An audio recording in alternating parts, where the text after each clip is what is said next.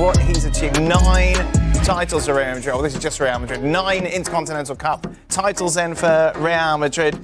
For more on this, let's welcome in, shall we, Alex Kirkland. Now, Alex, there are some gentlemen alongside me who don't care at all about this game, this result, this trophy, but it's fair to say that Real Madrid very much do. Yeah, I think it's helpful, really helpful for Real Madrid with the season they're having to be able to say, look, so far, yes, we haven't been playing particularly well, but we've won 2 trophies already. Intercontinental Cup, they won the UEFA Super Cup, of course, at the start of the season, and there are more potentially to come. The next one in January, the Spanish Super Cup. So like I say, given the fact that it hasn't been a great season so far, they're still there or thereabouts, near the top of La Liga, and they've got 2 trophies in the bag. I think Madrid are always on a bit of a hiding to nothing with games like this in these tournaments because they're expected to win. If they win, everyone kind of shrugs and thinks, well, yeah, of course you were going to win. You're by far the strongest team. If they don't win, it's a disaster. But still, they got the job done. They started a little bit slowly. They sort of grew into the game. And as you say, once they went ahead, certainly by the time they were 2-0 up, there was never any doubt about the result. But I think it's helpful, especially for someone like Mbappe as well. Again, a lot of criticism has gone his way this season. But still, he scored in this final. He scored in the UEFA Super Cup final. He scored quite a few goals in the league, despite all the criticism about his form. So helpful for him, for sort of the narrative around him, to be winning trophies and scoring goals in finals, even if it isn't the biggest final. And Madrid will be hoping there'll be much bigger games to come later on this season. What about those fans from the outside looking in, Alex, going, oi, as a supporter, I will care about La Liga and I care about the Champions League. So why aren't you playing your strongest 11 against Rayo Vallecano, where you drop points in what's going to be a very close title race? And why are you fielding such a strong side in this tie, which really you should win even without the likes of Mbappe? Well, it's a final. Like I say, Real Madrid are all about finals and they're all about trophies. I think if you picked a weakened team in this game and they didn't win, he would get absolutely, torn apart by the press and by the fans and everybody else. It just wouldn't be acceptable. And there's no way you'll never see Real Madrid playing a final, a trophy, whatever the final, and picking a weakened team and not going all out for the win. And of course, you've got the Christmas break coming up, so there'll be time to rest then. There'll be time to rest players over Christmas.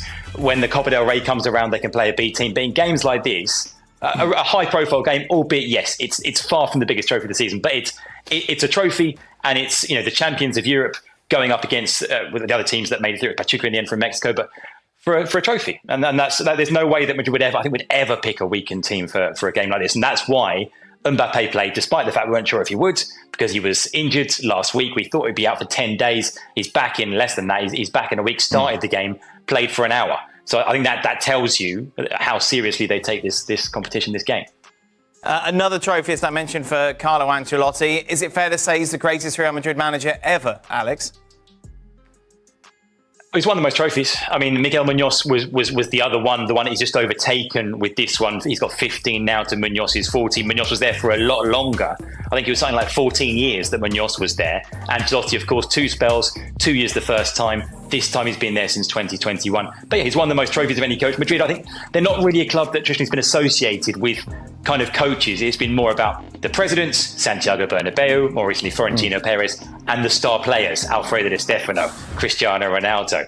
And the coaches have often kind of been not the biggest names, and they've often been sort of hired and fired, and they've come and gone over the years. But yeah, I think Ancelotti has a very good case now. Certainly, I mean, he's won the most trophies. Is he the most influential coach in Madrid's history? That's a more difficult question, because you'd have to look at maybe the coaches that were there when the club was sort of building its reputation back in the 60s when they won 5 European Cups in a row, and you could go through sort of the 90s and the 2000s. But yeah, in terms of trophies won, and the fact he's been there twice, he was there the first time, great first season, tough second season, got sacked. They brought him back almost by accident. When he came in 2021, he wasn't the plan. He wasn't the first choice. It sort of happened. And no one expected it. Even him and even the club didn't expect it. It happened. And he's come back. I mean, look at what he's done since he come back. He's won 2 doubles in 3 years. And here he is. He's still there. Yes, he gets some stick. Yes, there are some frustrations about aspects of his management in terms of maybe being a little bit conservative at times and sticking with the big names and not liking to rotate. But despite all that, he keeps winning trophies, and the players, you hear them talking after the game today, they do love him and they love playing for him. Yeah, and obviously when you take a look at the trophies he's won, this isn't particularly high on the list. Are you going to say that? Are we going to hear that word trophy again? What do you mean? Trophy, trophy, trophy, trophy, trophy. Well, he's won more trophies than any other manager, and I think that's. But this is where I'm taking this to the fact that to do what he's done at Real Madrid under the pressure that he's been under, because every manager's under a lot of pressure going into a big club like this, is something special. Out with these kind of cups. Sure. Yeah. I mean, what we would consider proper. Yes, Champions League, La Ligas. You look at proper competitions, elite level. Yeah. This is not elite level, Pachuca. Yeah, magnificent. And just his whole sort of demeanour and how he handles the adversity that Alex mentioned. He does, he has had a fair amount of stick, but he sort of soldiers on through it with a kind of smile and brushes it off sort of attitude. And I think the players like that. So it's undeniable that, not just in Madrid, but all the other clubs he's been at pretty much. Yeah. He's been so successful. I mean, apart from that spell at Everton on Merseyside, what the hell? How much sleep does he lose over that? What the hell? Yeah. He called himself an Evertonian the other day, I heard, when he was talking to somebody in an interview. But yeah, he's the kind of guy I think would all have, when we were playing, gone, I would like to play for him. And I think what I imagine from a player's perspective is that there's no games. He's genuine with you. Yeah. Well, that's probably the one thing that every single footballer, regardless of country or continent or wherever it is, we all like to know where we stand with the manager. And there is absolutely no doubt under Ancelotti, you know exactly where you stand. And when you know where you stand, you know exactly what you have to do. And so that's why players respond to him, because he tells them, if you do this, then you're going to get trophies, pats on the back, money. If you do that, then you're out the door. And as a player, you can't argue with that, and you respond to it. Do you remember when Liverpool won the Champions League in Istanbul from, was it 3-0 down? Yeah. And apparently, Rafa Benitez had several of the players in afterwards to basically go over how they managed to defend so poorly. And in contrast to that, can you imagine Ancelotti, even when they've got over the line and won a trophy and haven't played well, they've got the job done. He's got the big cigar and the glasses and everything.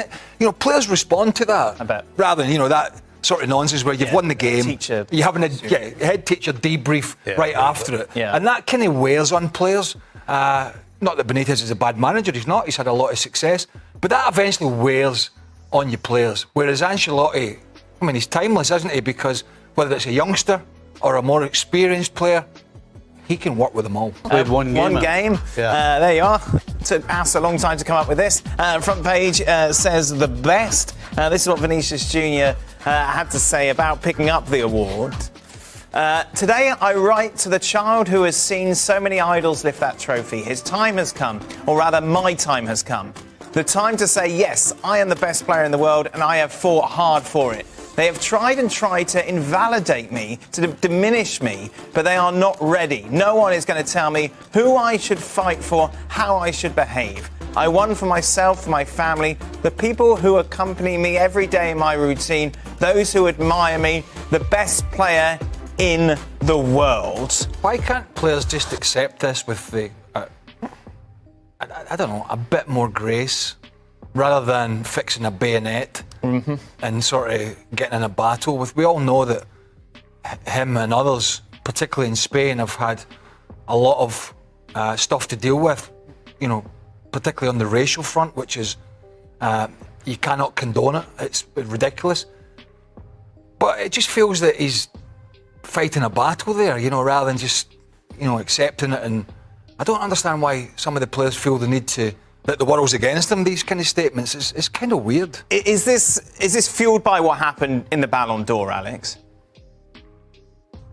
Yes, absolutely. I think that's a very kind of pointed reference to the Ballon d'Or. The feeling from Vinicius and from his camp, whether you buy it or not, similar to Real Madrid's take, which they felt it was a bit of a sort of a UEFA conspiracy or whatever. He felt like, for whatever reason, everyone's kind of out to get him. I do think that for a player like him, I think he thrives on it though. I think he almost needs this feeling that everything's against him, and a lot of things are against him. Not everything, but a lot of things are. I think that helps him as a player to be a better player. I think, like I said, I think he really thrives on that. That drives him. I think, to be a better player. The sort of the thought that he's got to overcome so many obstacles. Of course, he has overcome so many obstacles in his life to get to where he is today, considering where he comes from. But yeah, I think he thrives on that. But there's no doubt that statement was an oblique reference, but a reference to the Ballon d'Or and what happened. And he will feel like now, okay, justice has been done with the best, even if it wasn't with the Ballon d'Or. I understand that drive. We saw it with Ronaldo and Messi, each wanting to beat each other, and it actually worked out for them both, because you could argue it made them both better. But the problem is that sometimes that drive comes across in something that hinders Vinicius Junior. You just feel the arguing with the referees, the world is against you. Is that fair? Or is that drive a good thing to have? Everybody's different, and everybody thrives on different things, and everybody's drives comes from different places. And there's nothing wrong with that. And does he go overboard sometimes? Yes. And we certainly point it out. But there's one thing that will never change. You do not go around telling anybody you're the best player in the world at any stage at all. I don't care how many Ballon d'Ors they pass to you. It's not your place to tell everybody how good you are. Ronaldo did it all the time, absolutely going over the score. But Cristiano Ronaldo did it all the time. Ronaldo did not come out and talk in that sort of language of saying that this is to shut everybody up. I told you I should have won the Ballon d'Or. I told you I'm the best. I am the best. Look at me, I'm the best. I mean, if you're a Real Madrid fan or you're a bootlicker or whatever you are, real football people are looking at that and shaking their head. I mean, did you ever see Pelé doing that, or any of the greats? Cristiano Ronaldo did it all the time. What gets me is a little bit. There seems to be a little inclination. There was a divine right that he was going to win it. Right. And you know, we've had this conversation. Most of us don't really care, but the players do. A lot of these players do. But it's not like they've given it to some dauber just to rub his face in it. Rodri was amazing for club and country, which you have to say Vinicius has not been for club and country, right? For club, so it's arguable. So I don't get the feeling that it seems to be coming from his camp and himself that it was, just an automatic turn up, in France. Pick the trophy up because nobody else is close to me. It wasn't like that. People have opinions, whether we agree with them or not. And maybe. I think what we've learned tonight, like we've probably learned since Matchday 1, and it's been pretty obvious that Arsenal can't play and can't win without Ødegaard and Bukayo Saka. I've felt that for a while. I've watched them many a time this season. I've covered their Champions League games, and if you stop Saka on that right-hand side and you stop Merton Ødegaard, who sort of leans towards the right side, he's a brilliant passer of the ball. He got 2 assists when he came on. If you stop them two, that's more or less you're stopping Arsenal. I thought Crystal Palace were game tonight. I thought they were very good. They're in good form. But it took the big guns to come off the bench. So I think you're right. You nailed it. Everyone that's won tonight, I think you'd expect to win. Havertz. I'm not going down the Havertz rabbit hole, but I said to Stevie when we were walking down to the studio, they're playing Palace again at the weekend. Right. Will he play Gabriel Jesus or will Havertz come back in? And he said Havertz will come back in. Havertz will come back. So he may, I don't know. But Jesus can do no more. Goes in, against a rugged, well-organised Palace side who defended really well for 45 minutes. And Arsenal were not creative at all. And I'm sure Arteta didn't want to go to the bench as early as he did at half-time. But he felt that he had to because they were trailing. And the whole tempo of the game just turned on its head. The quickness of Arsenal's passing, the incisiveness of the passing, then Saka comes on and they just looked, such a different side. Kieran Tierney got an hour or so down the left-hand side and whipped a couple of decent balls in. They need to keep him fit because when Calafiore's out, that's a position that they need to cover. And Zinchenko and Kivior, I think, would be behind Tierney when he was fit. So a couple of really good things for Arsenal in terms of the result and some players getting some fitness. But go back to Don's point, where they struggled in the last couple of games is Ødegaard and Saka work closely together on that side.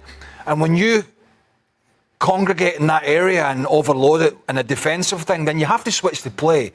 And they've not been getting enough from the other side, the left-hand side. And so it has become a little predictable down that right side, playing all these little 1-2s.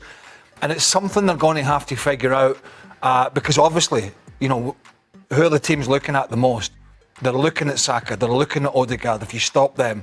So whether it's Trossard or Martinelli or whoever it is, they're going to have to get a lot more in the Premier League games from the left-hand side of the pitch. Boys brought up an interesting point. It's Crystal Palace this weekend against Arsenal. Yep. Once again. Does the fact that Jesus has done that against your defence once make a difference in team selection going into this weekend's time? I don't think so. Why not? I think there's no question that Arteta will have told Havertz that, you know what, I'm starting him tonight. Should I'm going to give should you it make you? Should it affect you as a coach? Listen, when you need goals and somebody scores a hat-trick, from experience, the person who's just put the ball in the back of the net is on a different level mentality-wise from a guy who's struggling in front of goal. But, as I said, I'll be absolutely shocked if he hasn't already told him, look, I'm resting you. And regardless of whether he got 3, 4 or 5, I'm willing to put money on that Havertz starts at the weekend. I think that's a bad move from a manager, though, to say, I'm giving Gabriel Jesus a game, I'm giving you a rest. He hasn't been playing great, Havertz. I mean, I don't want to go over it. But he's played a lot of games, I'll give you that. But I think it's a mistake to say, I'm giving him a game and you'll play at the weekend. Because then you're putting yourself in a position, rather than saying to him, look, I'm giving Gabriel Jesus a run out. He needs some game time, and leave it at that. And you know how it happens. He'll go, I'm just giving you a rest, which basically means what I just said. He probably hasn't he hasn't come out with that statement of you're definitely playing, but Havertz absolutely 100%. If he doesn't start at the weekend, he's the first guy at the door going, hold on a second, you told me you were giving me a rest. And then he's got a problem in his hand. So I just don't see any way how he plays Jesus. Don? Interesting that Stevie said Havertz would knock at the door. If I was Jesus tonight, I would have made sure I said to Mikel Arteta, I better be playing at the weekend, by the way. Because then you sow the seed in the manager where you've actually scored a hat-trick, you've played well, you've contributed, you've won the game, and you dare not start someone else over me because what more can I do? So I think if Jesus is smart, I think when he leaves or even when he's at the ground tonight, I think he pulls the manager just to one side, a quiet little word, and say, you better be starting me at the weekend because it might What just difference is sway that? it. I don't understand that, Don. Because surely a manager doesn't need a player to tell you that he wants to start. No, he doesn't. But no, well, you're correct. But if you're Jesus and you just bagged the hat-trick, you can remind the manager on. I mean, you can just say to him a quiet word, listen, I've scored a hat-trick tonight. There's not much more I can do. If you're judging me and Havertz fairly and fair and squarely, and it's all about who's going to be playing at the weekend, all right, it's away from home, so it might be a trickier fixture to call which one you play. But if you're Jesus and you start the game tonight and you score 3, then you'd like to think as a player, you can't do any more than score a hat-trick tonight to put yourself in the manager's contention for the weekend. You can't do any more. See, there's 2 things there. But I'm 100% with Don on the fact that when you've just scored a hat-trick, you absolutely go to the manager and go, hey, by the way, I'm just reminding you, I scored a hat-trick tonight. Yeah, and he goes, I know, I watched, and that's fine. I watched the game. And that's It's fine. coaching. But we all know there are unwritten rules, right? And we all know that it's the League Cup. And it makes a difference. If this is a Premier League game, this, in my opinion, changes it. But we all know as players, if you're not playing and you get a game in the League Cup, and even though you play well, you're pretty certain you're not starting at the weekend. Right. And there's a reason. You started today because it was a League Cup. So, yeah, but it's not like, but I don't know, because, I mean, come on. We have a guy that's come in here, an international footballer. He scored a hat-trick, he's played really well. And we have a guy on the other side of the fence who's, and let's be honest, he's not playing well. He's not scoring goals. He's not a threat. It shouldn't be a difficult decision. Liverpool are through then to the semi-finals. The draw will be tomorrow, by the way. Stevie, obviously you keep an eye on this. What did we learn today? Nothing. No. No. Okay. Don, did you learn anything? No. Not really. I thought it was a good performance. I thought Endo played really well. I thought Trey Nioni, the young kid at 17, done well. But it's the conversation you just had, you know, about the Arsenal players who start Jesus Havertz at the weekend. There's probably only 3 of them Liverpool players tonight who played tonight, who started, that probably play at the weekend. It'll probably be Alexander-Arnold, Joe Gomez, Gakpo and McAllister, so tops 4. So it was a job for the young kids tonight. But what you need when all eyes are on the young kids, Morton played well in midfield. what you need when all the eyes are on the young kids is you need your experienced players to play well. And Endo played at the back, which is different for him. I thought he played really well. It was a job done. The game was just too easy for Liverpool. For 45 minutes when they win at 2-0, it was almost like they started passing the ball in the second half. You took Alexander-Arnold off, which was a bit of a gamble because you put more youngsters on. Because all it needs is a freak goal from a Southampton point of view, then the pressure's on. And then he brought Jota on just for a little bit of experience. The only thing I was disappointed in watching Liverpool tonight was Chiesa and Darwin Núñez. Even though Núñez got his goal, which was a bog standard goal, you can't really miss. I thought in the second half, when the pressure was on, every ball that went into his feet, he gave away, or every run that he was trying to make running in behind instead of coming short, decision making was off. And then Chiesa had about 50, I know it's his first game back, but Chiesa had about 15 minutes in the second half when Liverpool really needed him to get a hold of the ball to take the team further up the pitch. He kept diving on the floor, he was jumping out of tackles, he didn't fancy a 50-50, maybe that's because he's just come back, but the negatives were, I think, Darwin Núñez and Chiesa, because they never looked like, to me, they're going to break into the first team. Then Ollie, and it's great to see broke the mould when they made Ollie, didn't they did. It's great to see him back in the game and back working where he belongs, in the dugout. That's where he loves to be, isn't it? Fantastic. Right, talking of managers and so on, time to build up to Tottenham against Manchester United. It's the last Carabao Cup quarter-final tonight. And Jamie, Spurs have been, it's fair to say, pretty inconsistent this season. The highs of Sunday's 5-0 win at Southampton, but we saw them do similar against Manchester City and then go on a ropey run of games. So what on earth's going to happen tonight?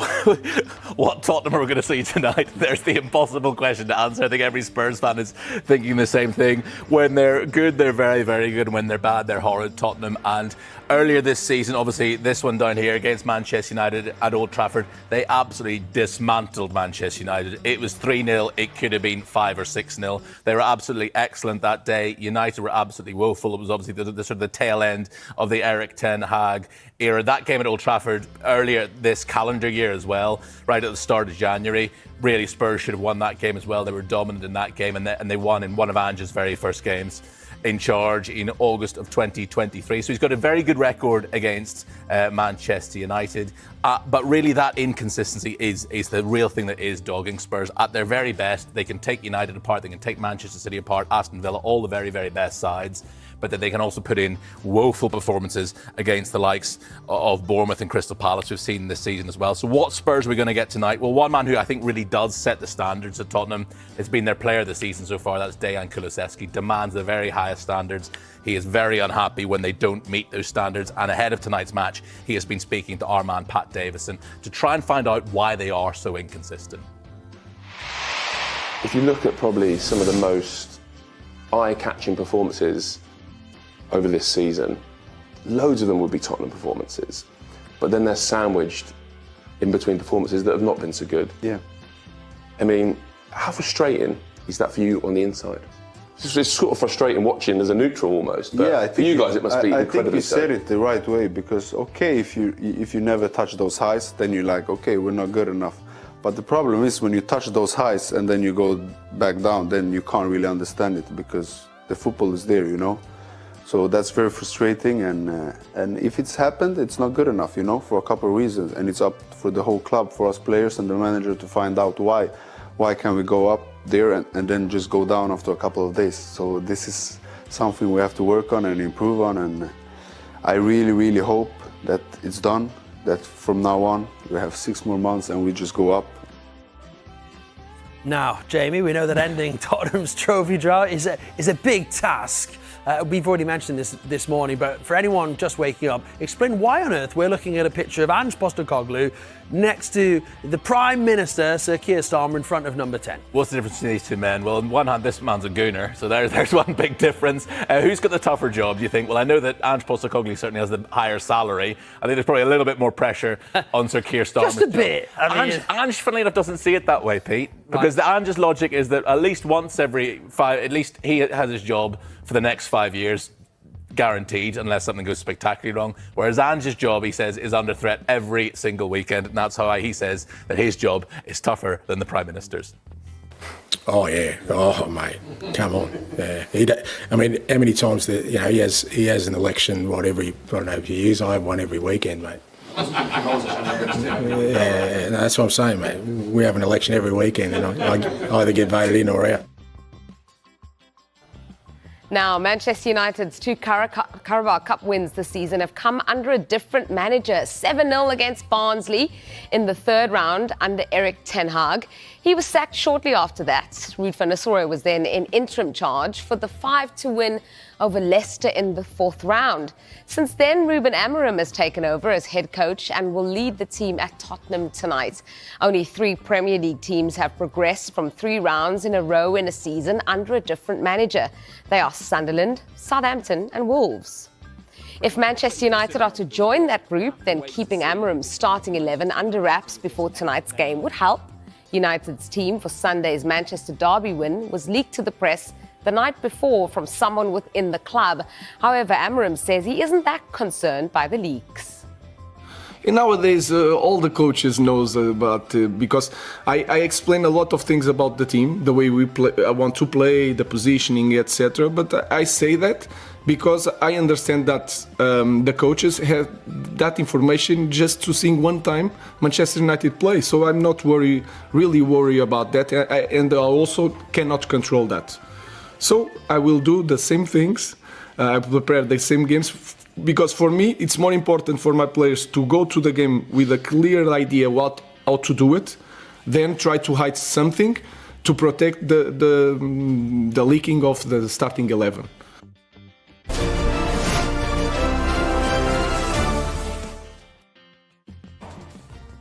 Okay, well, we start with that breaking news. The takeover of Everton is confirmed, I believe. We have Vinny O'Connor at Goodison Park for us. What can you tell us about the deal, Vinny? As you say, Hayley, the takeover of Everton is complete. It has been acquired by the Friedkin Group. In a statement just released by Everton Football Club, it is all confirmed. In it, it says Everton Football Club has been acquired by Roundhouse Capital Holdings Limited. That is part of the Friedkin Group. It goes on to say the deal received the necessary regulatory approvals from the Premier League, the Women's Professional Leagues Limited, the Football Association and the Financial Conduct Authority. Mark Watts, incoming executive chairman of Everton Football Club, expressed his enthusiasm, and there are quotes. He says, "Today marks a momentous and proud occasion for the Friedkin Group as we become custodians of this iconic football club. We are committed to leading Everton into an exciting new era, both on and off the pitch. Providing immediate financial stability to the club has been a key priority, and we are delighted to have achieved this. While restoring Everton to its rightful place in the Premier League table will take time, today is the first step in that journey." There are also quotes from outgoing owner Farhad Moshiri, who has sold his 94.1% stake in Everton. He says, "I truly believe that the transaction with the Friedkin Group is the best outcome for the club. There has been a huge team effort in getting to this stage." He goes on to say that despite a challenging geopolitical backdrop, a significant amount has been achieved over the last couple of years, including the delivery of a new sporting department, the stabilisation of our finances and the delivery of our iconic new stadium. I now hand over to the new owners, confident in the outlook for the club and that our incredible fans will see the success on the pitch that they so thoroughly deserve. Dan Friedkin, chairman and CEO of TFG, is proposed to be chairman of the board. He's appointed Mark Watts to serve as executive chairman. He'll be responsible in this role for the management of the club. Anna Dunkel, TFG's chief financial officer, and Colin Chong, the club's interim CEO, will also serve on the board, and additional appointments will be made in the coming weeks as well. But big news for Everton. The fact is that financial stability has effectively been achieved. They are under new ownership. They have the platform now in which to move forward, and of course a new stadium to look forward to next season. We know who they are. Have they outlined their vision for the club, Vinny? Yes, they have, Hayley. There's actually an open letter from the new executive chairman, Mark Watts. In that, he outlines the vision for Everton Football Club as well. Their vision, really, TFG's vision, focuses on building a sustainable and successful future. And the key priorities included are strengthening the men's first team squad through thoughtful and strategic investment, cultivating homegrown superstars through Everton's academy as well, fostering a distinct on-pitch and commercial strategy for the women's team, respecting the club's traditions, keeping Everton at the heart of the community. We saw a good example of that yesterday as the Everton players went to Alder Hey and delivered Christmas presents to the children there at their Christmas party. Maximising the potential of the new stadium, obviously through long-term commercial partnerships and events that benefit the city of Liverpool, and enhancing Everton's reputation as a unique and historical name in world football. So clearly they have a vision in place. I said there's going to be further appointments to the board as well, but they have the basic structure in place as well. What is also going to happen is that there will be meetings between Kevin Thelwell, the director of football, Sean Dyche, of course, and representatives of the Free King Group, because clearly, as well as the long-term vision, the immediate focus is results on the pitch. A big talking point has been the club's debt, hasn't it, Vinny? So can you just let us know really about that? What do we know? Yeah, when we talk about the debt that Everton, obviously they've been hamstrung with the spending over a number of years. There is mitigation, of course. We saw the points deductions, but mitigation in those circumstances with the loss of big sponsorship deals, the involvement with Alicia Usmanov, effectively those sponsorship deals worth around £300 million, and Everton had to ditch them when the war in Ukraine broke out. What this deal effectively gives Everton is financial stability. There's a number of reasons behind that. There's removal of debt, an injection of cash, the conversion of debt to equity as well. The only debt on the football club now will be long-term debt with blue chip lenders. So the short-term debt that they had incurred, notably to 777, who launched that failed attempt to take over the football club as well, that has now gone. So Everton on a much more sound financial footing. Also, credit goes to Farhad Mashiri in that respect, who's written off around £450 million worth of loans as well. So in that respect, with a new stadium as well, that they hope will generate more cash, certainly that is the aim, and that is the reason for moving to a new stadium, to generate that extra revenue as well. The future financially for Everton looks a lot more brighter than it did a short while ago.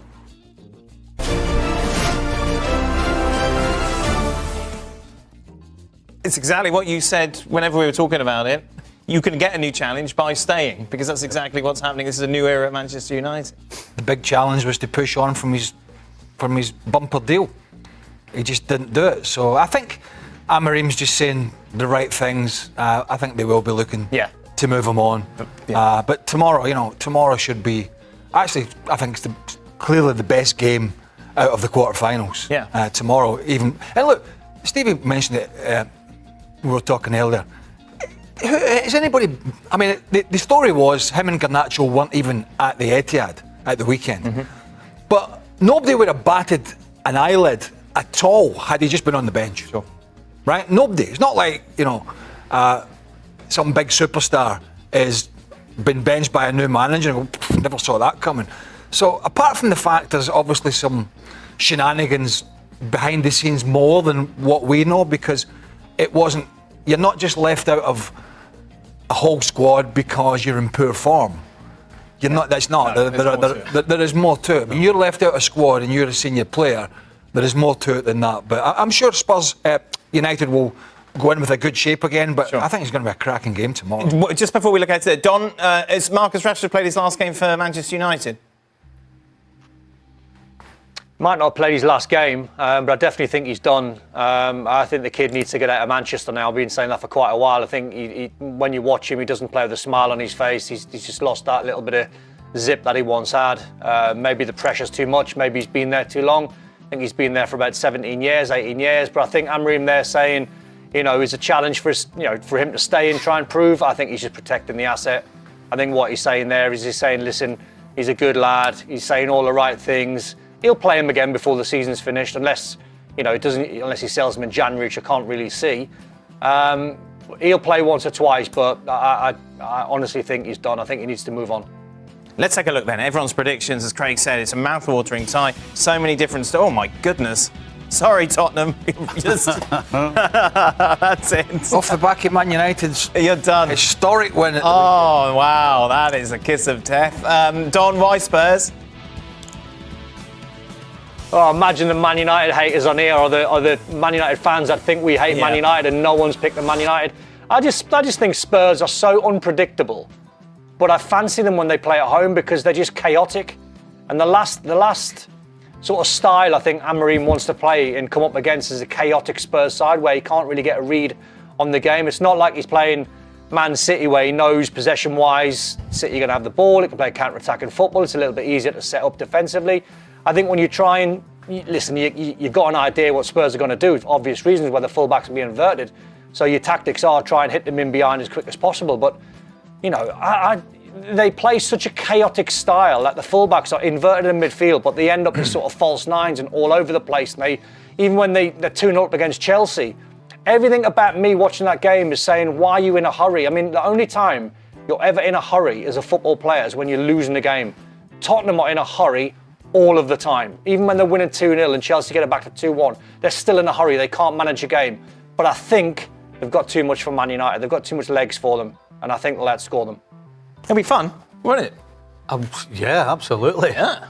Yeah, I mean, Tottenham's only got one thing in mind, and that's go forward. Yep. And we've spoken about Man United all last week about how defensively, as tight as they seemed against City, that they're absolutely vulnerable. But of course, Tottenham are vulnerable. That's why I've gone for 3-2, because I think Tottenham will score goals, but United will score as well. There we go. Anything you want to add?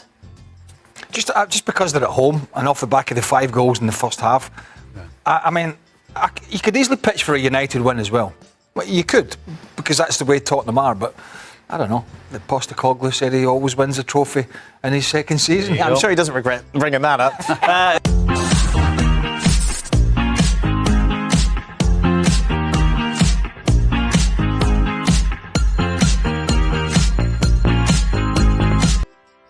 Crystal Palace 2, Arsenal then safely through to the semi-finals of the Carabao Cup as we welcome in Don Hutchinson. He's with us. Don, what did we learn today? Gabriel Jesus should start again over Havertz? Maybe. I think what we've learned tonight, like we've probably learned since Matchday 1, and it's been pretty obvious that Arsenal can't play and can't win without Ødegaard and Bukayo Saka. I felt that for a while. I've watched them many a time this season. I've covered their Champions League games, and if you stop Saka on that right-hand side, and you stop Merton Ødegaard, who sort of leans towards the right side. He's a brilliant passer to the ball. He got 2 assists when he came on. If you stop them two, that's more or less you're stopping Arsenal. I thought Crystal Palace were game tonight. I thought they were very good. They're in good form. But it took the big guns to come off the bench. So I think you're right. You nailed it. Everyone that's won tonight, I think you'd expect to win. Havertz. I'm not going down the Havertz rabbit hole, but I said to Stevie when we were walking down to the studio, they're playing Palace again at the weekend. Right. Will he play Gabriel Jesus or will Havertz come back in? And he said Havertz will come back in. Havertz will come back. So he may, I don't know. But Jesus can do no more. Goes in, you know, against a rugged, well-organised Palace side who defended really well for 45 minutes, and Arsenal were not creative at all. And I'm sure Arteta didn't want to go to the bench as early as he did at half-time, but he felt that he had to because they were trailing. And the whole tempo of the game just turned on its head. The quickness of Arsenal's passing, the incisiveness of the passing, then Saka comes on, and they just looked, you know, such a different side. Kieran Tierney got an hour or so down the left-hand side and whipped a couple of decent balls in. They need to keep him fit because when Calafiori's out, that's a position that they need to cover. And Zinchenko and Kivior, I think, would be behind Tierney when he was fit. So a couple of really good things for Arsenal in terms of the result and some players getting some fitness. But go back to Don's point, where they struggled in the last couple of games is Ødegaard and Saka work closely together on that side. And when you congregate in that area and overload it in a defensive thing, then you have to switch the play. And they've not been getting enough from the other side, the left-hand side. And so it has become a little predictable down that right side, playing all these little 1-2s. And it's something they're going to have to figure out because obviously, you know, who are the teams looking at the most? they're looking at Saka, they're looking at Odegaard if you stop them.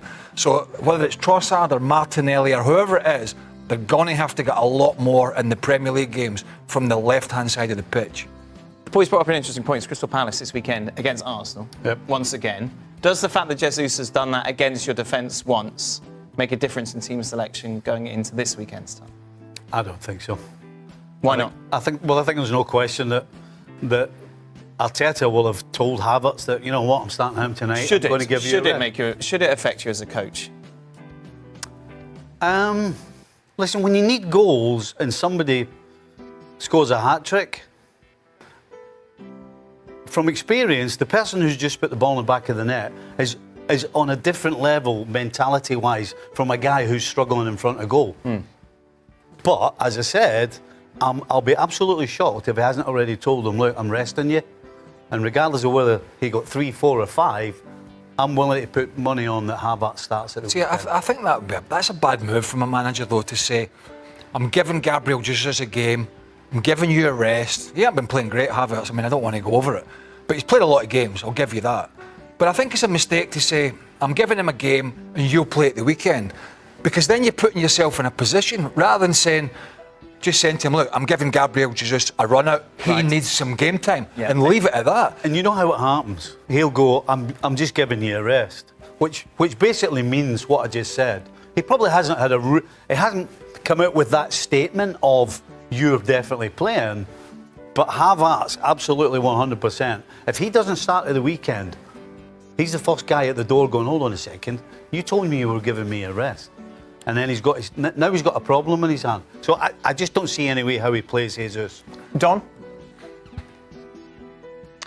Interesting that Stevie said Havertz would knock at the door. If I was Jesus tonight, I would have made sure I said to Mikel Arteta, I better be playing at the weekend, by the way.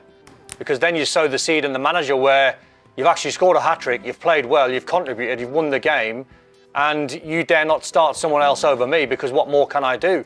So I think if Jesus is smart, I think when he leaves or even when he's at the ground tonight, I think he pulls the manager just to one side, a quiet little word, and say, you better be starting me at the weekend because it might just sway it. I don't understand that, Don. Because surely a manager doesn't need a player to tell you that he wants to start.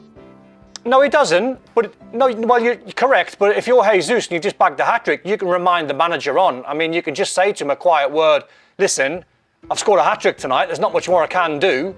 If you're judging me and Havertz fairly and fair and squarely, and it's all about who's going to be playing at the weekend, all right, it's away from home, so it might be a trickier fixture to call which one you play. But if you're Jesus and you start the game tonight and you score 3, then you'd like to think as a player, you can't do any more than score a hat-trick tonight to put yourself in the manager's contention for the weekend. You can't do any more. See, there's 2 things there. But I'm 100% with Don on the fact that when you've just scored a hat-trick, you absolutely go to the manager and go, hey, by the way, I'm just reminding you, I scored a hat-trick tonight. Yeah, and he goes, I know, I watched the game. And that's fine. But we all know there are unwritten rules, right? And we all know that it's the League Cup. And it makes a difference. If this is a Premier League game, this, in my opinion, changes it. But we all know as players, if you're not playing and you get a game in the League Cup, and even though you play well, you're pretty certain you're not starting at the weekend. Right. And there's a reason. You started today because it was a League Cup. So, yeah, but it's not like... But I don't know, because... I mean, come on. We have a guy that's come in here, an international footballer. He scored a hat-trick. He's played really well. And we have a guy on the other side of the fence who's... And let's be honest, he's not playing well. He's not scoring goals. He's not a threat. It shouldn't be a difficult decision. It should not for the manager. As everybody said, you can do, well, apart from scoring 4 or 5, you can't really do much more than come in and score a hat-trick. If Kai Havertz had been on the ball for the last 6 or 7 games, then yeah, I think then it's a head-scratcher for the manager. Havertz has been causing problems. He's scored the odd goal. He's done this. He's done that. It's been a big help to the team. Gabriel just got a hat-trick. What do you do? Is it really that difficult a decision? One player's struggling and one player's just scored the hat-trick. Surely to God, Jesus plays at the weekend. Liverpool are through then to the semi-finals. The draw will be tomorrow, by the way. Stevie, obviously you keep an eye on this. What did we learn today? Nothing. No? Okay. Don, did you learn anything? No. Not really. I thought it was a good performance. I thought Endo played really well. I thought Trainiani, the young kid at 17, done well. But it's the conversation you just had, you know, about the Arsenal players who start, Jesus Havertz at the weekend. There's probably only 3 of them Liverpool players tonight who played tonight, who started, that probably play at the weekend. It'll probably be Alexander-Arnold, Joe Gomez, Gakpo and McAllister, so tops 4. So it was a job for the young kids tonight. But what you need when all eyes are on the young kids, Morton played well in midfield. What you need when all the eyes are on the young kids is you need your experienced players to play well. And Endo played at the back, which is different for him. I thought he played really well. It was a job done. The game was just too easy for Liverpool. For 45 minutes when they win at 2-0, it was almost like they started passing the ball in the second half. You took Alexander-Arnold off, which was a bit of a gamble because you put more youngsters on. Because all it needs is a freak goal from a Southampton point of view, then the pressure's on. And then he brought Jota on just for a little bit of experience. The only thing I was disappointed in watching Liverpool tonight was Chiesa and Darwin Núñez. Even though Núñez got his goal, which was a bog standard goal, you can't really miss. I thought in the second half, when the pressure was on, every ball that went into his feet, he'd give away, or every run that he was trying to make, running in behind instead of coming short, decision-making was off. And then Chiesa had about 50, I know it's his first game back, but Chiesa had about 15 minutes in the second half when Liverpool really needed him to get a hold of the ball, to take the team further up the pitch. He kept diving on the floor, he was jumping out of tackles, he didn't fancy a 50-50, maybe that's because he's just come back, but the negatives were, I think, Darwin Núñez and Chiesa, because they never look like, to me, they're going to break into the first team. That might sound harsh on Chiesa, but them two are a letdown for me.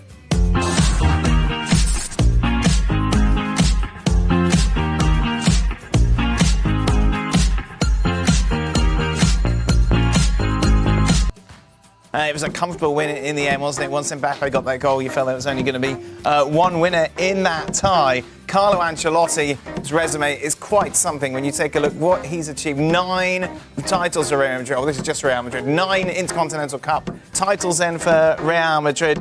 For more on this, let's welcome in, shall we, Alex Kirkland.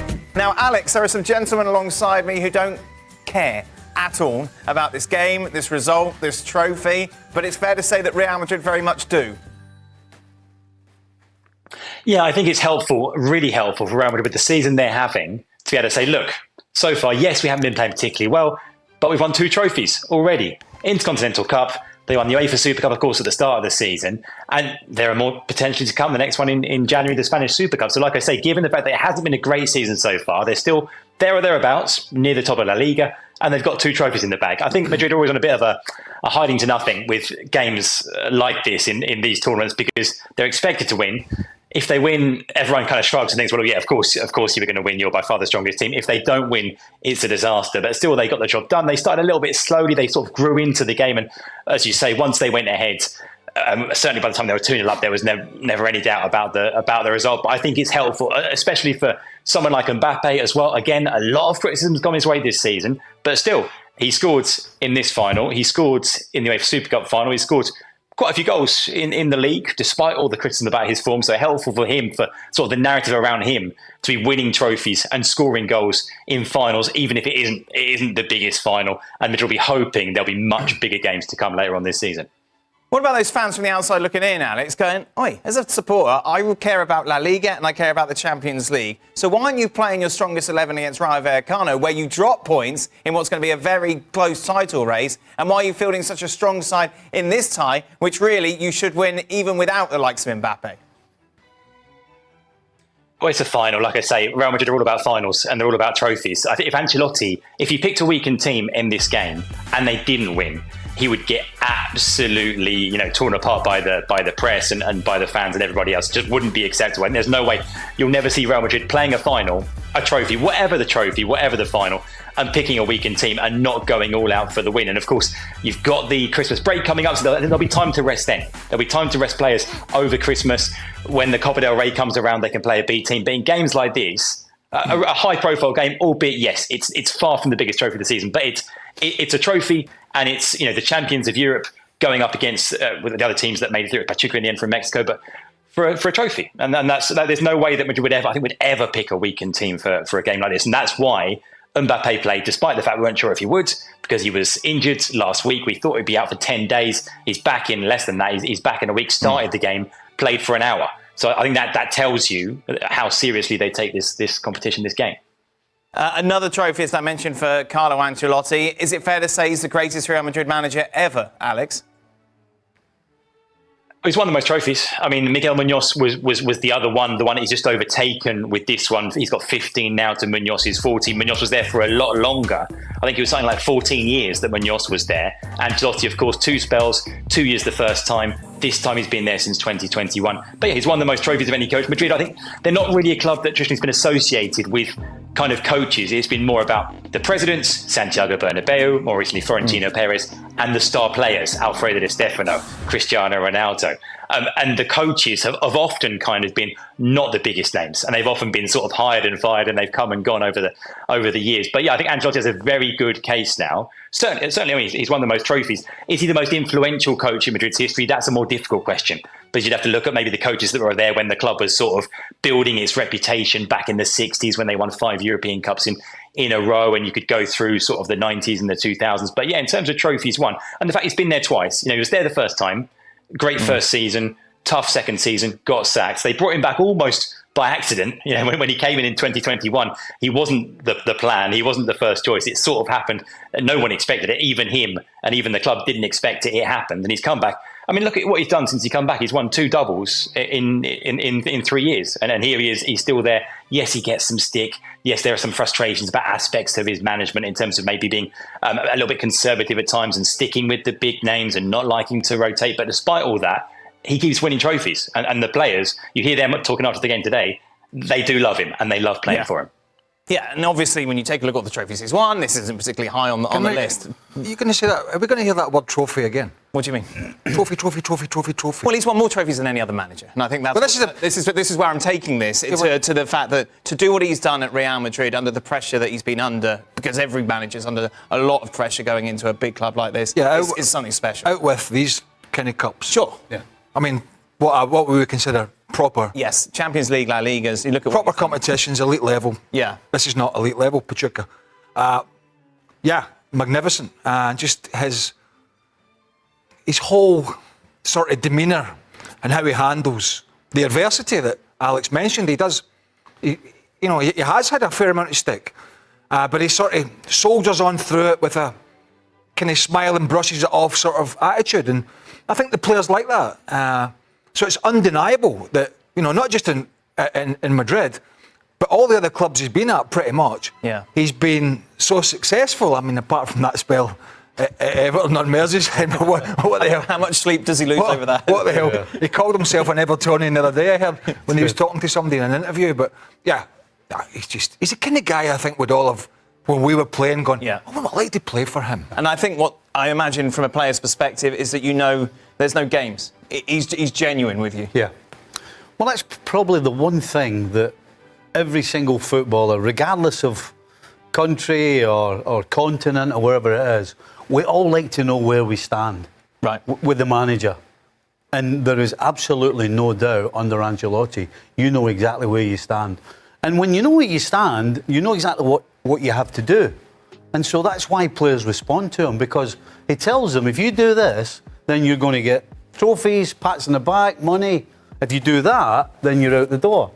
And as a player, you can't argue with that, and you respond to it. Do you remember when Liverpool won the Champions League in Istanbul from, was it 3-0 down? Yeah. And apparently, Rafa Benitez had several of the players in afterwards to basically go over how they managed to defend so poorly. And in contrast to that, can you imagine Ancelotti, even when they've got over the line and won a trophy and haven't played well, they've got the job done. He's got the big cigar and the glasses and everything. And, players respond to that. I bet. Rather than, that sort of nonsense where you've won the game, you're having a head teacher debrief right after it. Yeah. And that kind of wears on players.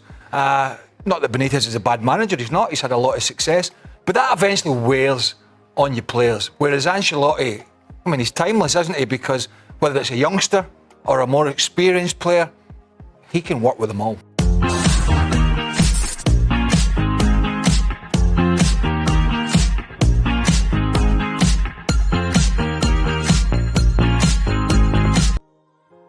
And we're going to continue something that's been in the headlines, chatting about Marcus Rashford. Spurs against Man United tomorrow in the League Cup. Will he be involved?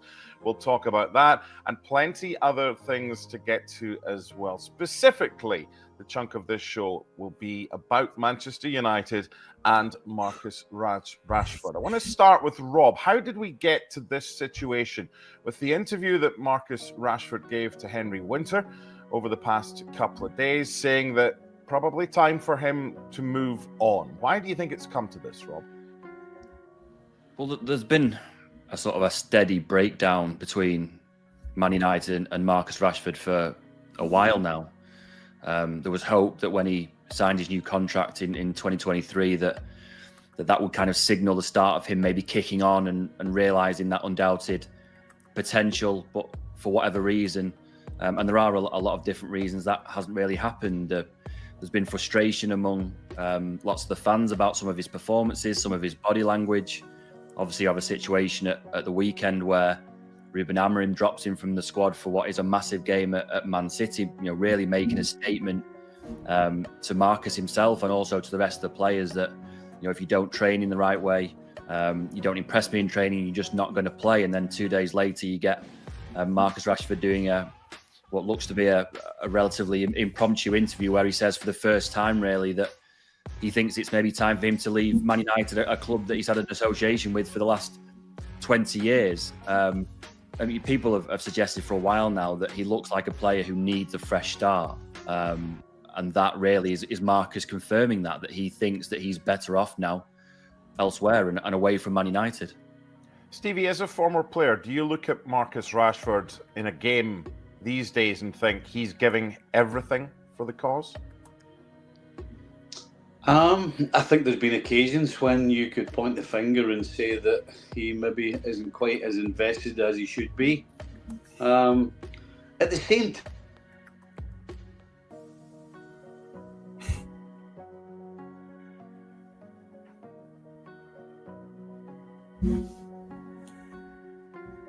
one or two issues, I think, with Stevie's mic, so we'll get that sorted. Oggy, when you look at Rashford and the way he's kind of carried himself, but you look at all the things that he's done off the field as well, you want to have sympathy for his plight, but can you have sympathy for the way things are going on? And when you get dropped from a squad, there must be a reason for that. Can you have any sympathy at all for Marcus Rashford here? Well, yeah, on a human level, you have to have sympathy. If there's something going on in Marcus Rashford's life that people aren't aware of, and I'm not suggesting there is, but we don't know.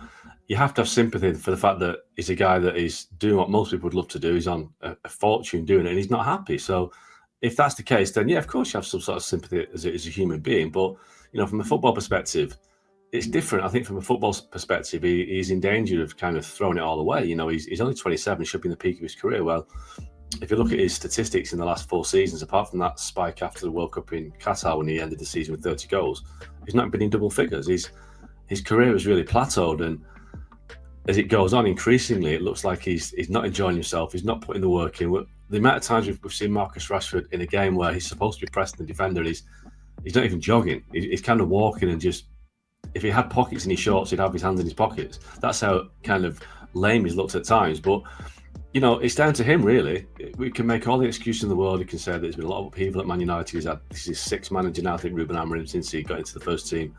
He's not the greatest players around him at times. The squad hasn't been a Man United quality squad for a lot of that time. But still, you can't make those excuses. At the start of his career, he looked like a real star of the future, and he's flatlined. And I think that's down to him as much as anybody else. So sympathy, yes, from a human level, but from a football perspective, a sporting perspective, he really is in danger of throwing it all away.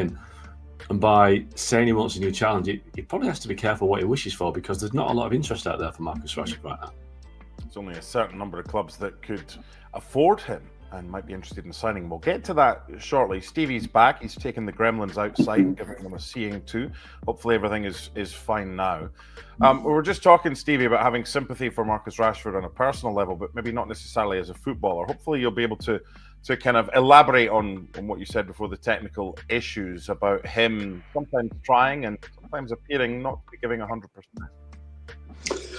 Well, I'm not so sure we should have too much sympathy for him as a football player. You know, the fact is that this is his 10th season, as I was saying, and he's had 2 really good seasons.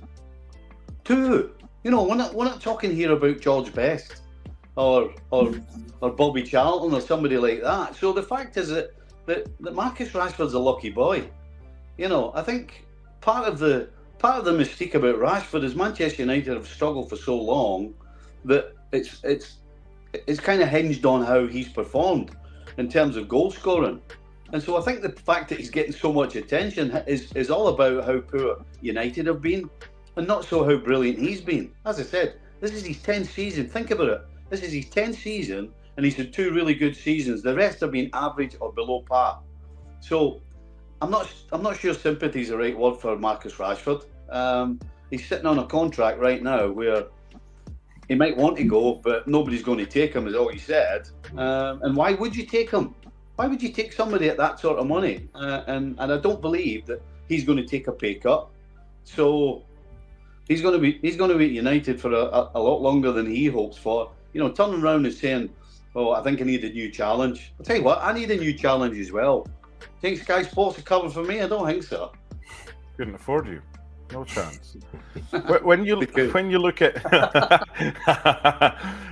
you look at the way Marcus Rashford is right now, Rob, and Stevie's just said that there.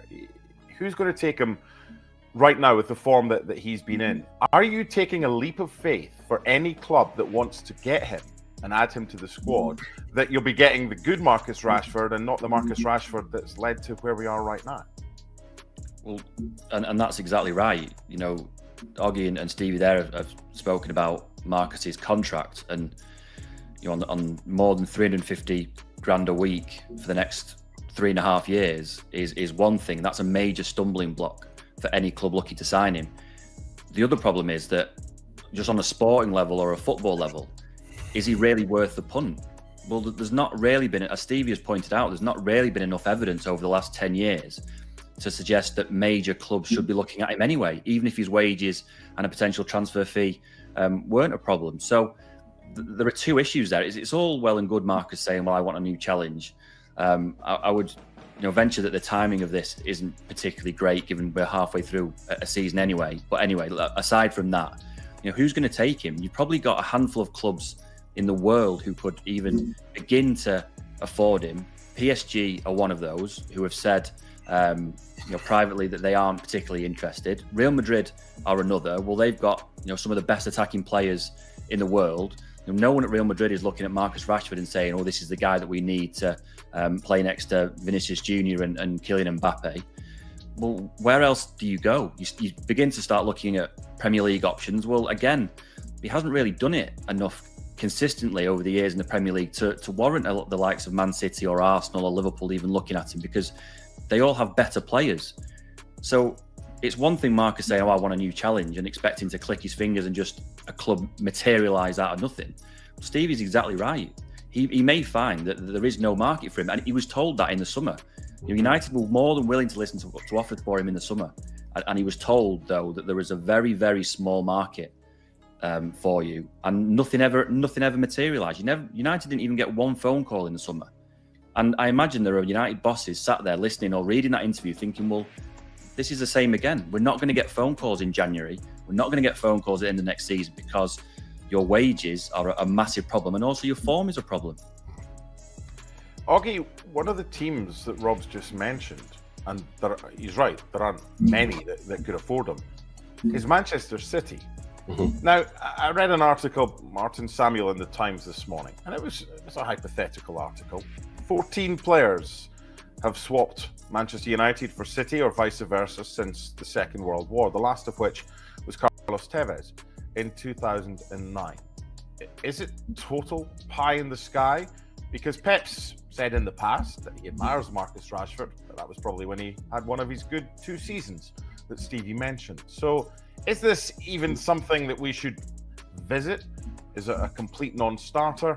And what would the reaction be like in Manchester if Marcus Rashford decided that he was off to City? Well, there are different strands to that question, Mark. So let's do them one by one. So first of all, it is right that Pep Guardiola has had an aberration for Marcus Rashford. I was told that by somebody at City 2-3 years ago that he was the one player that he could take from United, but that was 2-3 years ago. And Pep Guardiola's got plenty of problems right now, and I'm not sure an out-of-form winger who has had a few issues off the pitch is what he wants to sort it out, you know. So I think it would be an extreme punt to suggest he's going to go to Man City, but, you know, how would it be taken in Manchester? I think the Man United fans, the majority would be glad to see the back of him, but I'm not sure they want to see him go to Man City just in case he turns out to be the Marcus Rashford that they thought he would be and that never became.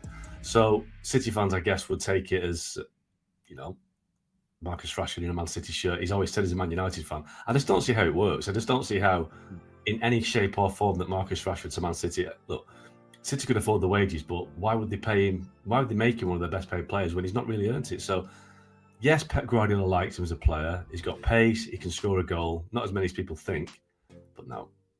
If he goes to Man City, that shows that Man City are in a bigger problem than they actually think they're in right now. Stevie, if you're sitting in the United dressing room and there are no clubs in for Rashford, it becomes pretty clear his only option is to stay put. Is he welcomed back in with open arms? Having said what he said, how would you have reacted to someone like Marcus Rashford back when you were in the dressing room at Anfield?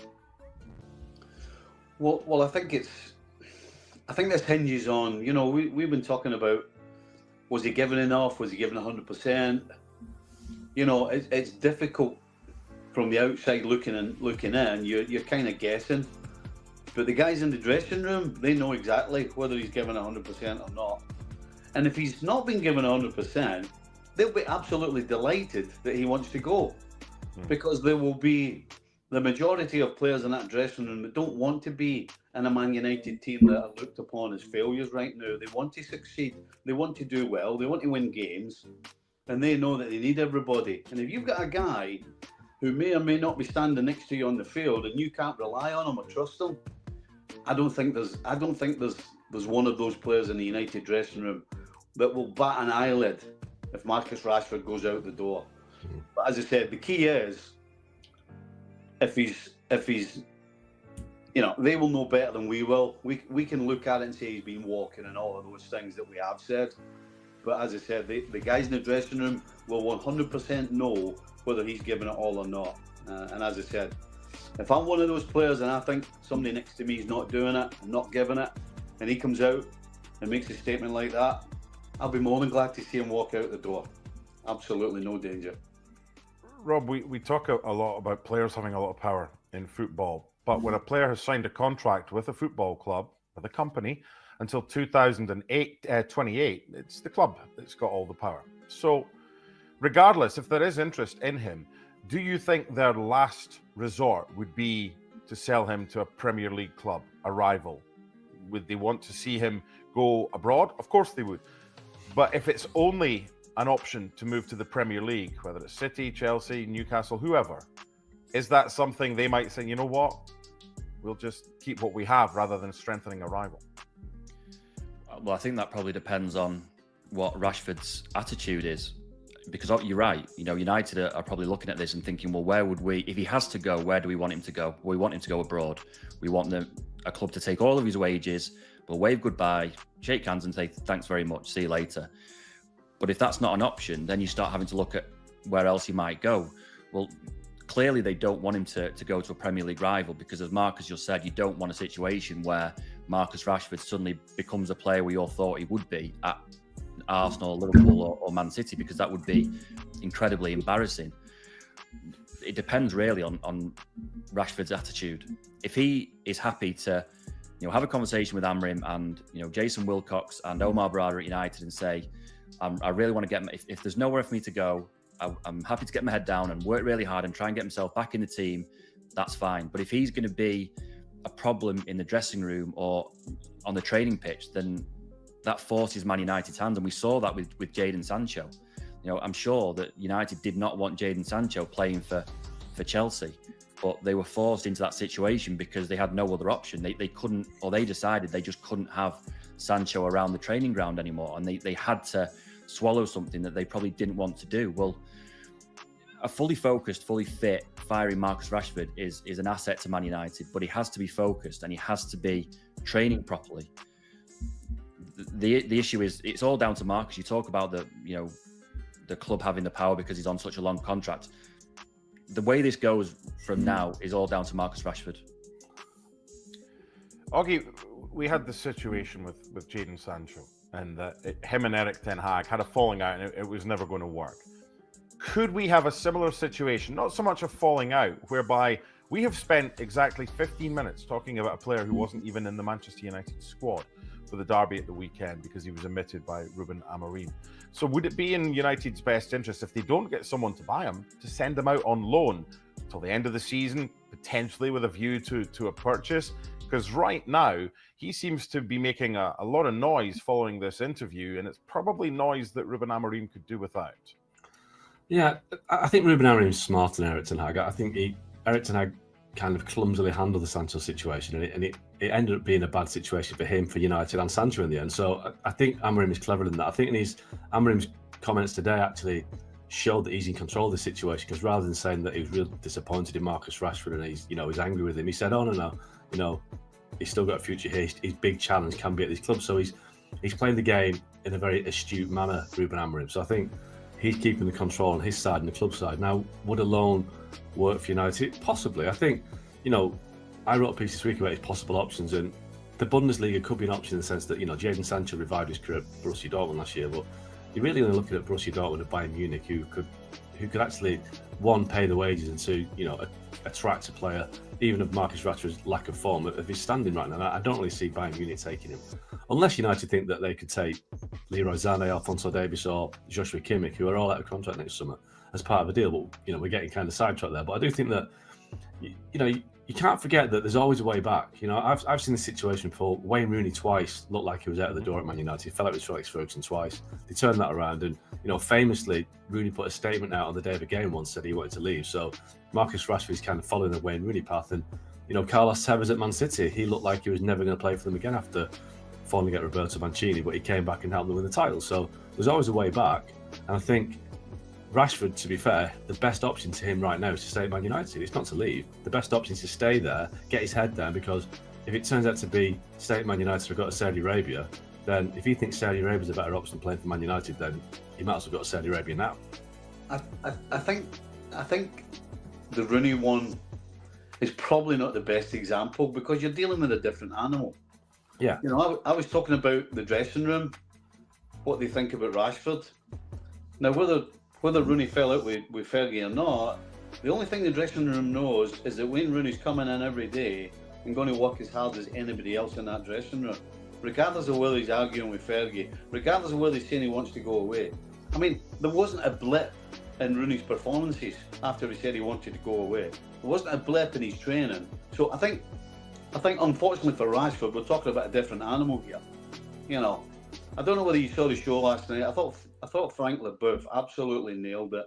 He was talking about how Rashford, his attitude and the way he thought about how he was as a kid and how he's looked after the other kids, and he's got his MBE because he's remembered his past, and his desire, his will to do well has come from his past. Well, if he could only do that with his football career, then he'd be top of the tree. But that's the problem. So, this is nothing else other than Marcus Rashford putting himself in his position. It's nothing to do with all the managers. It's nothing to do with anybody else. This is Marcus Rashford, who's got his big deal, his big contract, and it looks like, from the outside, his down tools. Just on that, Mark, I just think it's a fair point about using Marcus Rashford's his charity work, his off-field work, and that it's great. And what he did in the pandemic for feeding school kids was amazing. Absolutely, but a lot of footballers do that sort of thing without any publicity. Loads. So they have foundations, they do charity work, they go to hospitals, do all sorts of things.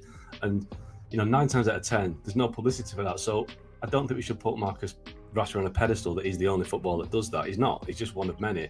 Credits him for doing it, but I think that the PR advice that he's getting is not the best right now. I think everything he does is a disaster, really. It just makes things worse. So I think they should kind of tone down on the Marcus Rashford being a saint and just say, look, he's just an old lad.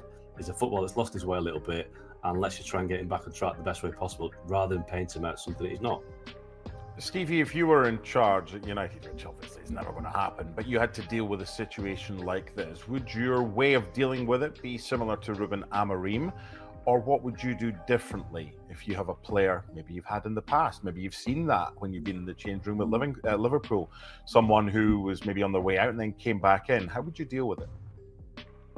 Well, I agree with Augie that Amorim absolutely is dealing with this perfectly well.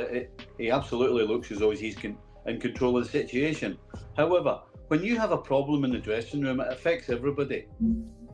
And as I said, Rooney's a one-off. But to me, this Rashford scenario absolutely is going to affect the rest of the dressing room. And so, you know what? When you got a problem, if you can cut it off, then do it. And so all the talk, if you can get him out on loan, at the end of the day, the guy's not performing. Mm-hmm. And he's not going to be performing anytime soon by the looks of it. So get him out the door, and if you have to send him to another Premier League club and they pay half his wages, then for a club that right now is trying to build a kitty, who are saving money, I'm assuming, they're making all these cuts to try and build up some sort of finances where they can actually go and get some more players, because that's what they need. At the end of the day, the players aren't good enough, and they need a kitty to go and strengthen the squad, and they need more than a couple. And so if you can get this guy out the door, out the dressing room, it's one less problem. Absolutely, 100%, one less problem. You gain financially, and you can concentrate on what's happening in front of you and what's going on in the only thing that any football club or any proper football club should be doing, every single thing they do should be geared towards a Saturday afternoon or wherever it is or whenever it is when the kickoff's on. Every single thing should be pointing towards that. And having a guy like Rashford hanging around the dressing room, making comments and everybody talking about it while he's not producing or not even playing or not even in the squad is just a problem. So you know what? You got a problem, cut it off and get rid of it.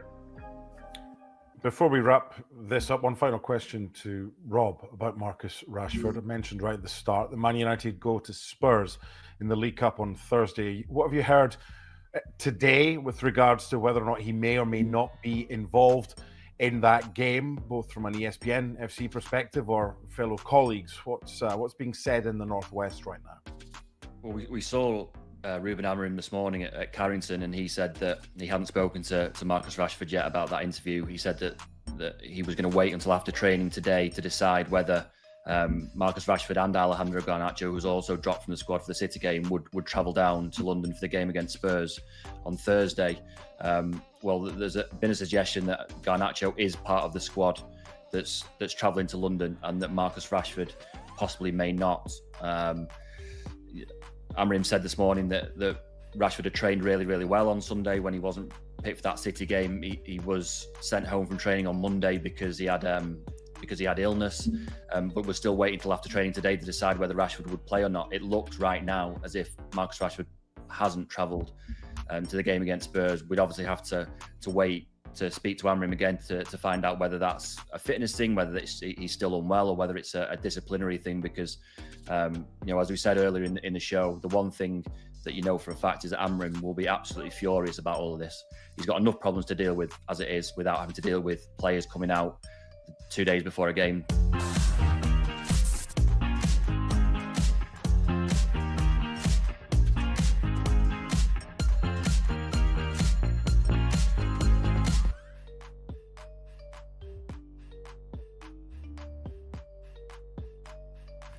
Now, we are awaiting an announcement that Vitor Pereira will be the new head coach of Wolves. He'll take over a side that are 19th in the Premier League with just 2 wins this season. Let's speak to our reporter Daniel Khan on this story. He joins us live right now. Afternoon to you, Daniel. So, is an announcement imminent? Yeah, afternoon, David. I mean, we are expecting Vitor Pereira to be confirmed as the new Wolves boss, most likely by this evening. Now, we reported yesterday that every aspect of this deal really has been agreed. The compensation with his Saudi Pro League side, Al Shabab, that was agreed, just over £800,000 to release him from that contract, personal terms were easy to sort as well, because we knew Vitor Pereira was very keen on a move to the Premier League to manage Wolves as well, and Wolves were very keen on making this deal work. So really what it looks like is that Wolves have acted swiftly and decisively after Gary O'Neill was sacked on Sunday morning. They've been able to act, as I mentioned, decisively in getting his replacement in, and really now we are just waiting for that final confirmation. I understand Pereira has been here at the training ground this afternoon, just finalising those final minute details before we get that announcement. But as I mentioned, it looks like Pereira will be continuing the long list, or short impactful list, of Portuguese coaches at the helm here at Wolves after following the likes of Nuno Espirito Santo and Bruno Lage. So what sort of football can we expect from a Vitor Pereira side then, Dan? Yeah, well, David, in no disrespectful way to him, he's had quite a few sides in the last 11 years. He's had 10 different jobs. And in that first phase of his career, he did win many trophies. He won 2 successive Portuguese league titles. He won the league title in Greece and China as well. But he has also travelled the world in the likes of Brazil and other countries too. But I think one thing that you can see from his sides is he tends to solidify defensively those teams, and that is what Wolves need, because recently, throughout the season, they've conceded the most goals in the Premier League. You look at games recently like Everton losing 4-0, most of those goals coming from set pieces. We know they've conceded 16 goals from set pieces this season. You look at the Bournemouth game before that, they conceded 3 penalties in that game. And you can look at the lack of centre-backs at the moment. We know Yersin Mosquera, he's out for the rest of the season with an ACL injury. They weren't able to sign that extra centre-back in the summer, which they wanted to do. But I also think Pereira will be looking to really sort that midfield. He likes a 3-4-3, 3-4-2-1 formation. That's what he's been playing in Saudi Arabia. And I think that's what he'll be working here at Wolves, trying to fit in those players who are used to playing a similar formation. But I'd look at the midfield in front of him as well. Gary O'Neill, although, you know, he did perform really well last year, I think this season wasn't able to solve that midfield puzzle. The likes of Tommy Doyle, Mario Lemina, João Gomes, who Pereira knows from his time in Brazil. He coached him at Flamengo. Also the likes of Andre, the Brazilian international. We need to still figure out what that best midfield will look like. But very interestingly, Pereira did an interview in the summer talking about his philosophy, what he likes to do when he joins a club. And take a listen to this, because you'll get a good idea of his philosophy. We don't have time in football. In our mind is to find a project that you have time to increase the level, to increase, but in the end are the results. And sometimes we cannot see behind the results, you understand? The clubs, they cannot see behind the results. Some clubs, they have the patience. They have people that understand about football, they understand about the work that the coach are doing, and they believe in the project, because they have a project. They have the intention to increase the level in 2 or 3 years. But football in this moment, the reality of football in this moment is the next game. You understand? If you win the next game, okay, you have a project. If you lose, maybe you are out. It's the football today. But for me, I don't think about the time. This is not the pressure for me. You understand? This is not extra pressure for me, because I believe if I go to a club, for sure, I will try to increase the level of the young players, because this is something that I love to do it. Yeah, I think that's really interesting to hear from Vitor Pereira there, David, just to get some insight also on how good his English is as well. That'll be really impactful when and if once this deal is confirmed, when we hear from him on a weekly basis in his news conferences. But looking forward, I mean, it's a really important month coming up for Wolves, this Christmas period. The following games for the next month in the Premier League are incredibly tough. First of all, they have Leicester on Sunday afternoon, but after that, they're playing most of the top 8, the likes of Liverpool, Tottenham, Chelsea, Manchester United, Nottingham Forest, who are going extremely well this season with their former manager, Nuno Espirito Santo. So you just think very key games for Vitor Pereira to make. Really, he'll need to make an immediate impact, with also the January transfer window just around the corner. And I understand, as I've been reporting the last few weeks, Wolves will will be looking to bolster this squad in the January window. They're aware that there's some shortcomings that they'll need to reinforce. You look at defence, as I mentioned a bit earlier, but we'll see what Pereira can do in the meantime to start picking up results, to start trying to get Wolves out of the relegation zone. But as I mentioned at the very start, still waiting final confirmation.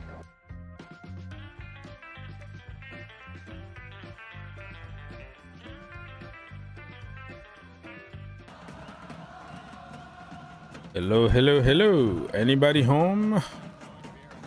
Knock, knock, knock, knock. Who's home?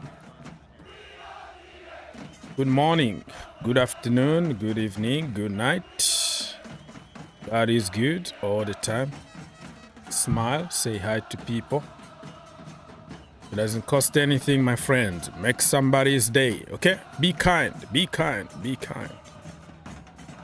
Anyways, we are here for some games. We are here for football. Football, and we have games, as you can tell on your screen right now. Tottenham Hotspurs against Manchester United. And in the Conference League, you can tell Chelsea against Shamrock Rovers. And other teams you can read. Some of them are very, very difficult even to pronounce the names. But yeah, we're gonna be here for a little while. Feel free to call us if you have time to do so. Oh, let me see. It's very loud or very, I don't know how it is, but okay, so we're gonna be here, like I said, for a little while. Feel free to call us if you have time to do so. Let me double checking. There you have it. You have the link. And in 20 something minutes, we're going to have the lineups. So we can start talking about the lineups and the game. All right. How everybody is feeling? Good? Are you ready for the games? Chelsea fans, are you ready for this big game? Big game? It's not that big, right? It's not. It's just a normal game for Chelsea, to be honest with you. The big game is going to be on Sunday.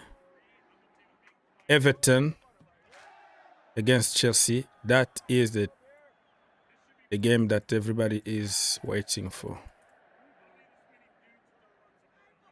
That is going to be a hell of a game.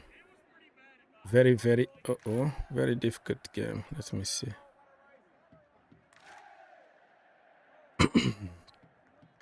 And yeah, it's going to be a final. And especially now that Everton got new owners, the club being sold, everything is working good for them. So the first game after the takeover, and you have to play against Chelsea. Chelsea are always unlucky when it comes to this kind of situations. When a team sack the manager, the first team they're going to play against is going to be Chelsea. Now, even when the ownership changes, the first team to play against, Chelsea Football Club. I hope you can see me properly. Give me some feedbacks, please, if you can see me and you can hear me. I can't tell. So that game is going to be a survival game for Sean Dyche, that he would try to beat Chelsea and to try to save his job, because with the new owners, you don't even know if you're going to be the coach. So you have just to impress them. That is going to be a first impression for Sean Dyche. First impression for many other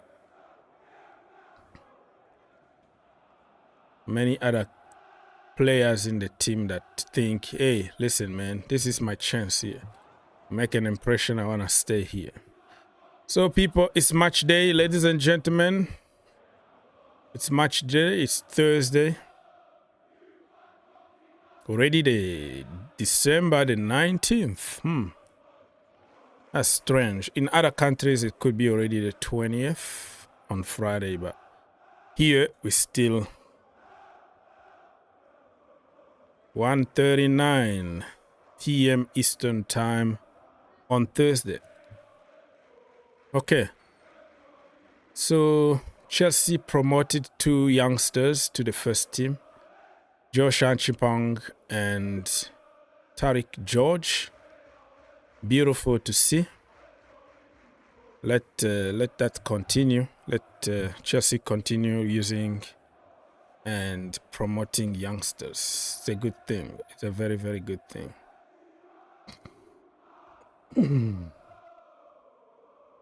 All right, people. Happy birthday to Mr. Gary Cahill. Cahill. Captain Gary. Much, much appreciated. Thank you for your service at Chelsea Football Club. So we're still waiting for the lineup. If anybody got the lineup, you can tell us. Lineup. Let me double check. Because usually the lineup comes a little bit earlier when it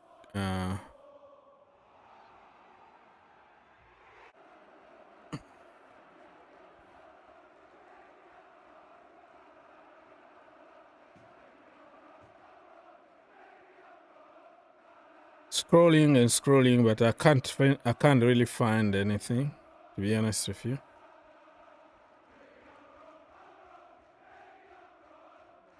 No lineup yet, and we don't know when it comes to Manchester United and Tottenham Hotspurs.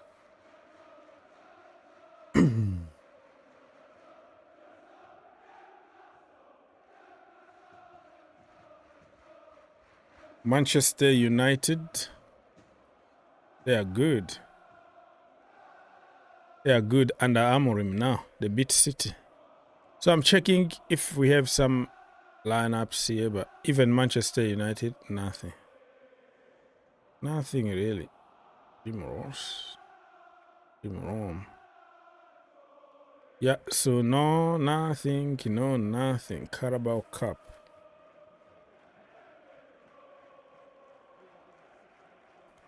Who's gonna win the Carabao Cup, people? You think this is the year for Tottenham Hotspurs? This is their chance, though. This is their chance to win a trophy. But nothing is done yet, really. Yeah, nothing. So this is the semi-finals, huh? Arsenal against... Wait. Oh, no, this is something else. This is something else.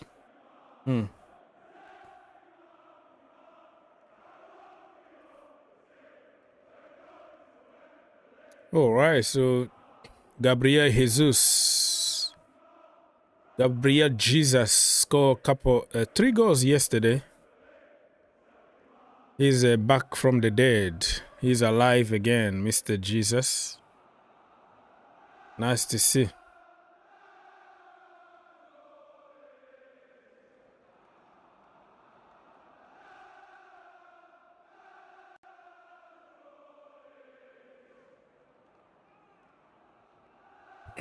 Okay, so we're gonna have to wait 16 more minutes to see the lineups. But it's not a big deal because we're gonna be here for a few more minutes, a few more hours. We're still here. Okay. So in the meantime, people, smash the like button and also call us if you want.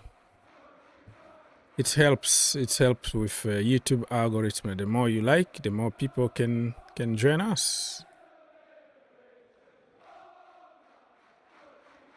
Okay, I have some kind of cold, so I'm sorry for my nose. Congested a little bit. Not big deal. It's winter. It's hot inside, but very cold outside.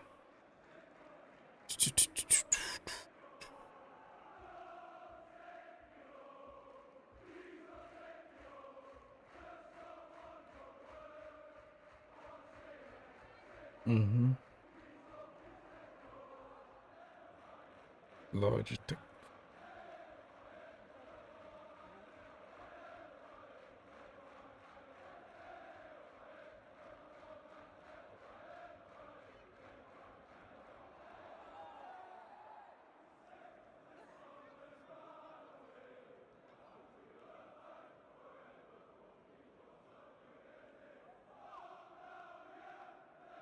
Okay, I'm back. All right, so I'm back. Everything is back now. The volume, everything is working good. So 14 minutes to go until the lineup is out. If you got the lineup, you can tell us if you know the lineup before anybody else. So I made a few videos early on, just in case you didn't know that we have some other channels for videos. Green Turf is the main channel, quite big actually. Check on the Green Turf, you're gonna find a lot of videos, mostly Chelsea. But GFC is a channel for fans in general, for every team. And in this channel, we do mostly streams, like live streams, all right? So check out on some other channels that we have, Green Turf, GFC, and all the good stuff. All the links in the description box. You know where people write something, blah, blah, blah, blah there? You're gonna see all the links over there. It's not comment links. It's just, there's a description box there. So I made a video early on January transfer gossip. It start heating up already because January is like in a couple of weeks from now. So a lot of links. Victor Gyökeres, Marcus Rashford, Ryan Cherki, Nico Williams, Sesko. So many stuff to discuss. I saw the other day Malo Gusto to Liverpool and stuff like that. Those are just reports, but you have to wait until it's confirmed. So yeah, this is my page here on Twitter, Green Turf. Let's follow each other. I always follow people back, by the way. No exception. This dude here, I don't know why I'm giving him publicity, but the way he got on Maresca, Lord have mercy. Like you can read even the hatred, the anger, and kind of really a face that hate people, The way he was talking about Maresca, I don't know why people are so definite about topics. Like you don't know the person, you don't know anything. You can criticize, of course, but just have some limit. Have some limit. You're confirming things as if you were God or something, that you know everything that will happen, and you end up by just insulting people for no reason, just because of your own biased little mind. You know what I mean? Anyways, people, so this is my page, Green Turf here. And I'm still scrolling and checking if we have some lineup so we can discuss. Keep smiling and smashing the like button while I'm looking for informations.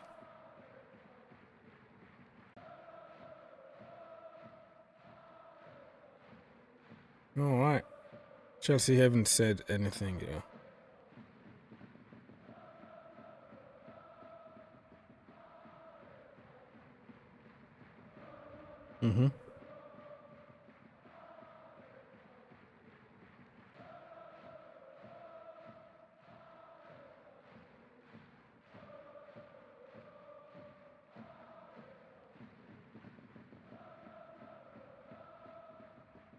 Home sweet home.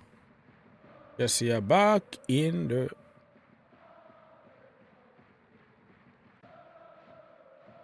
at Stamford Bridge.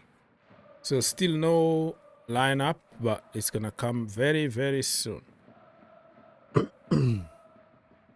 Let's go and double check what else is happening. Boom. Ladies and gentlemen, it's match day. So this is what Chelsea just posted. Chelsea against Shamrock Rovers FC. UEFA Conference League phase. Match day 6. Thursday 19th December 2024. That's what the captain is gonna be holding. I think it's gonna be what's his name? Disasi today. Disasi is gonna be the captain for sure. That is my guess right there. Disasi. Disasi. All right.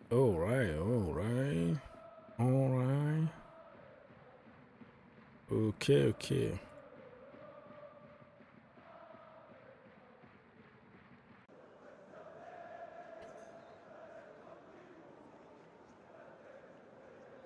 Marcus Rashford. We don't know where he's gonna be playing in January or next summer, because I don't think United are gonna keep him. I've seen many teams want him to come to many teams or many fans say that Chelsea should go for him. I'm like, are you crazy or something? What is wrong with you? Marcus Rashford at Chelsea to do what, really? Like, bro can't even run anymore. The body language is awful. You know, everything is about the body language, bro. Sometimes just smile, man. Be nice. Marcus Rashford looks like he doesn't care.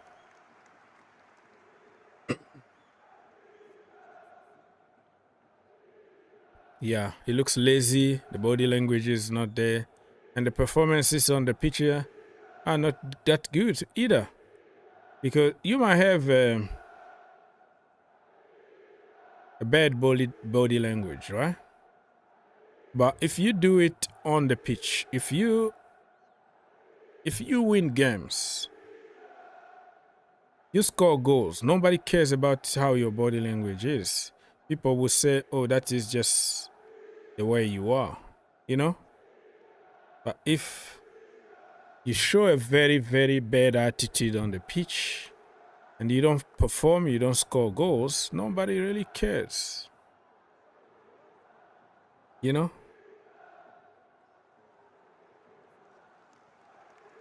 So Marcus Rashford, bro, you have to improve. You have to do better. You are better than that.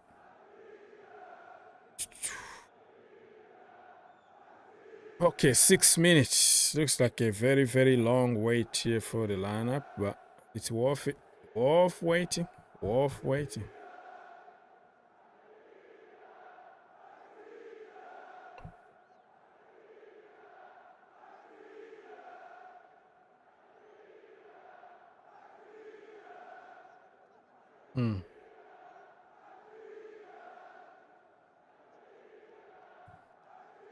Okay.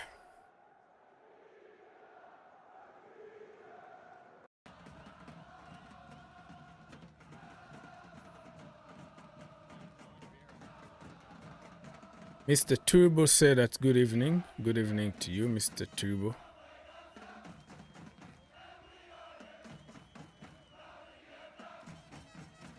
Rashford will be playing with his buddy Messi, Lingard, and in the mighty South Korea Football League. Messi Lingard, Jesse Lingard, you meant, right? I know what you mean. Messi Lingard, aka Jesse Lingard in South Korea. Nobody's going to accept to pay him that kind of money. Lingard went there because he was out of contract. He was a free agent, and that Korean team managed to pay him more than 100k a week, which is too much because they don't pay that kind of salary over there. But because he was a free agent, they didn't have to pay any fee. And also the commercial value in terms of, okay, somebody from the Premier League, an English player, English international, came to play here. It kind of gives the league a little bit of visibility, a little bit of thinking like, oh, wow. Look at this guy moved from here to here, from the Premier League. So Rashford, he still has like 3 years left on his contract. He just signed it like last season. Some people said 400k a week. Who in their right mind are going to pay him that kind of money? Only Saudi can afford that kind of money. The MLS, you're not going to get that kind of money. Where they have a salary cap here. And they have something called designated players. Which like every team have the right to break those rules by paying somebody a little bit over because of how influential that player is, because it benefits the league as a whole. So Messi is getting what he's getting, but not even only Miami paying him, is Apple paying him, is the MLS paying him. So it's not like Miami paying him whatever he's getting on his salary. No, it's like the sponsors from like Adidas are giving him like 50% of every shirt that he sells. So he's multi-millionaires without even mentioning the money that he's getting from Miami. So he's getting a lot of streams of incomes. Is Rashford in the same level as Messi? Is he really can be considered as a designated superstar that can come and everybody is paying the ticket to go and see Rashford? I don't think so. He's not in that level. So I don't see him coming to the MLS, and also because of the money. And that could be his last huge contract that he's at Manchester United. So I don't think he's gonna accept to leave the table, to leave the money on the table. You know, he need to be paid his salary. So let me just remind you, the lineup just came out. Jorgensen in goal, Anchapong, Disasi, Vega, Kukureya, Casadei, Dewsbury Hall, Madueke, Nkunku, George, and Gio. So I got it 99% or 90%, let's say. This is what I said. I say Anchapong, Disasi is going to be the captain, and Vega need to play as a center-back. So I spot on. And Kukureya, I also said Kukureya need to play because he's not going to play against Everton. So what the point? He need to play in the Conference League. So I spot on everything but Madueke. Because my thinking was like, okay, play Pedro Neto. He didn't play the last game because he was suspended in the Premier League. So you give him a few minutes, probably 45 minutes, so he can come back to the ship. But so I got it. So Gio and George. Oh, wait a minute. Madueke, Nkunku. Yeah, I say Nkunku. Joao Felix is from an injury, and I didn't want to see him start this game. So on the bench, Sanchez, Beckstrom, Tosen, Campbell, Dyer, Raksaki, Vale, Sancho, Neto, Joao Felix, and Mueka. So a lot of youngsters from the academy. It's very refreshing for me who love kids to see that some kids been given a chance in the first team. And by the way, Tariq George and Josh Anchapong are part now of the first team. Where are you now? Married? What? We can hear you, Joseph. You asking your phone is asking you married or what? Are you looking for girls online or something, bro? Hey, you we can hear that lady asking you if you are married or something. Keep it. No, hide his voice. what you call it is this what you call it is advertising things, coming in talking nonsense. How are you doing, brother? Yeah, good, brother. Everything okay. I see also new Sancho is agreed to permanent moving. Say it again, It's please. very good now. Sancho is Chelsea agree with Sancho to make a permanent. Oh, they already agreed? Yeah, that's news I see. Simon, who is that guy? Simon Phillips. Is there anything to agree? It's an obligation, bro. The brother, if Chelsea qualify for the Champions League, it's an obligation. You like it or not, you pay 25 million. But that's why if Chelsea don't qualify for the Champions League, it's gonna be an option like you can take or you can send him back. But I don't think Chelsea are gonna be stupid enough to just send him back for that price. You can even buy him in the same window and you sell him for 50 million. So he's already technically a Chelsea player regardless.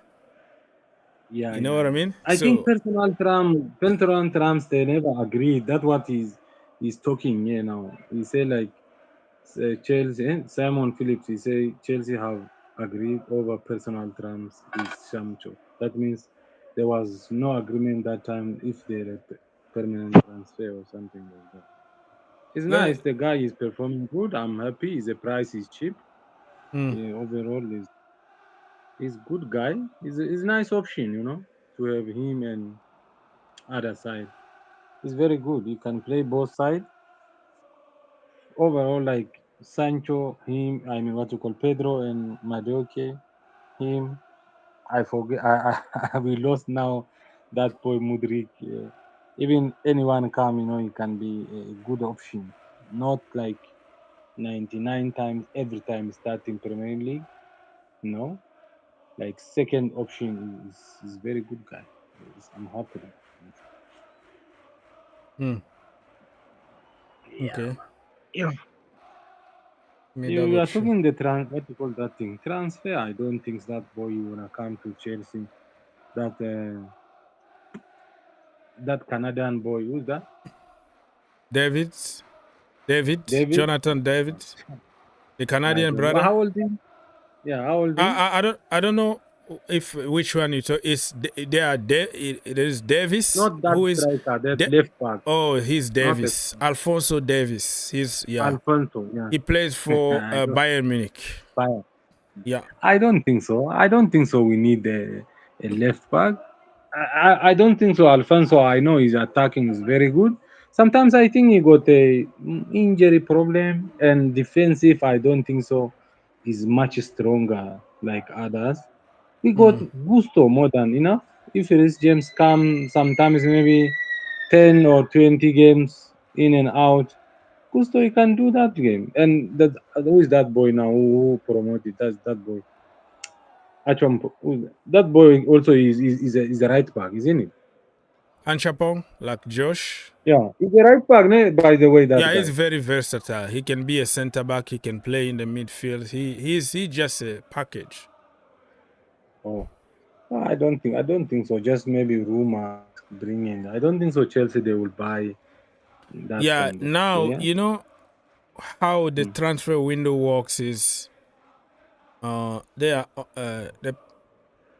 agent might play some games of like linking their client to big teams, so they can create some kind of virtual fake transfer war between the teams. It doesn't mean that if you are linked with somebody and you're gonna sign that somebody. It's just paper talk. Now people are looking for, that is their jobs. They are looking for people to click. So it's nothing really serious. There are certain transfer that you look at it and you are like, are you stupid or something? How this makes sense? In the same position, you have like 10 players already, like people who would link Chelsea now with midfielders. They would tell you, oh, such and such Chelsea are looking for a midfielder. Just tell them, how many midfielders do we have? Tons of them. You know, Andrew Santos still there. Ugo Chuku. You know, there are so many midfielders who are not even having playing time. Even Joao Felix, he's an attacking midfielder. And you having 2 more attacking midfielders coming. Estevan William, Henry Pius. And if that makes sense to anybody, no. But there are certain people who just want to hear those crap. Like, if that makes sense to you in your level, really, like, this doesn't make sense. So, and people don't want you to tell them that it doesn't make sense. Like, no, all they want to hear is what's going to please them in that particular moment. There are certain things that makes no sense. Somebody said the other day, Chelsea are really, really willing to sign Anthony from Manchester United. Anthony. You know, are you crazy? Are you stupid? How more stupid can you be to report this kind of stuff and for people also to read and accept it and start speculating? Like, hey, use a little bit of common sense here. Anthony, come on. But unfortunately, that's what people want to hear, because people just want to hear those. Sometimes I think that the people like it. You know, when you're talking some shocking things, you know, yeah, the reaction of the people is making them to get more or more maybe comment something like, maybe they're using that comment. That's the way it is in today's society. The bigger the liar, the bigger the lie, the more people will believe on it and will be curious to hear even more. So that's why you have those, even the TV stations and the sports station that used to be like very credible in the past. Now they are doing something, but they make it look more creative. You're gonna say, oh, gossip. Yeah, a gossip section that will say, oh, such and such say this. So when it doesn't happen, they say, oh, we didn't say it. We told you that such and such say this. Because they know that that's what people want to hear. And they want to just bombard you with those things. So you can read or listen to them. But in reality, they know intellectually that those are crap. It's not going to happen. But it's what we have right now. So far, I think is Chelsea. I don't think so to sign much player. I like where this guy Moresca is doing, especially developing the players. If he's like, you know, we must not rush to sign somebody. Bringing, like, I hear more people in Pundit or those guys say Chelsea must sign elite one defender, one goalkeeper, one striker. No, especially goalkeeper, everybody will agree. Maybe we didn't see who's that starting today. That guy is a Jorgensen. Who's that? Jorgensen is today. Jorgensen. We had to see Jorgensen how he's playing. He looked like a better than Sanchez on playing by feet or passing, something like confidence on the box. You know, like he's doing like something like that. If that guy play maybe Premier League like a 10 game, we see that guy how he click. Before we see that it's one, very difficult. It's very difficult now to judge Jorgensen because every time he plays with a different kind of back four, different players who are not in the same quality as what we call the so-called A team. And he only played so far like one game in the Premier League, and it was against Southampton. So you can't really judge him. You can only judge him when he's regular. But to be regular at Chelsea, you need somebody like Sanchez to get injured. Remember the last time Petrovic came, it was because they got Sanchez got injured. Yeah. I think sometimes, the managers, they know their job, but sometimes, especially on the keeper side, Maresca is very stubborn on the keeper. Even when they ask about this guy, say no, Sanchez is number one, Sanchez is number one, Sanchez. He is like refusing to even comment, like little bit stubborn on that keeper things, but it's fine, more or less. There's a way, we because goalkeeper position is kind of very crucial. You need to give your goalkeeper confidence. You need to establish officially you are my number one, you are number two. These are the positions that you have to do that. So even though he knows that Sanchez has been struggling, he's not gonna say it in public. Yeah, that's why I'm saying, like, if we need, maybe, I don't think so we'll buy, but on the defense side, they can develop until, let's say, until end of the season. Maybe Colwell will be a beast in his side, and then Fafana also, after he come back, he will be improved for even for next year. He will be like a good defender. I don't think so. Even this time, like you say, okay, let's go and sign this defender who's gonna win a Premier League. You don't see like the better than those guys if you don't go maybe the older ones like Van Dijk or those kind of guys. They don't buy. We know Chelsea don't buy that kind of players. They have to stick with what they have. Just play like that. Even on the Jackson side, we are happy with Jackson. And Palmer is scoring.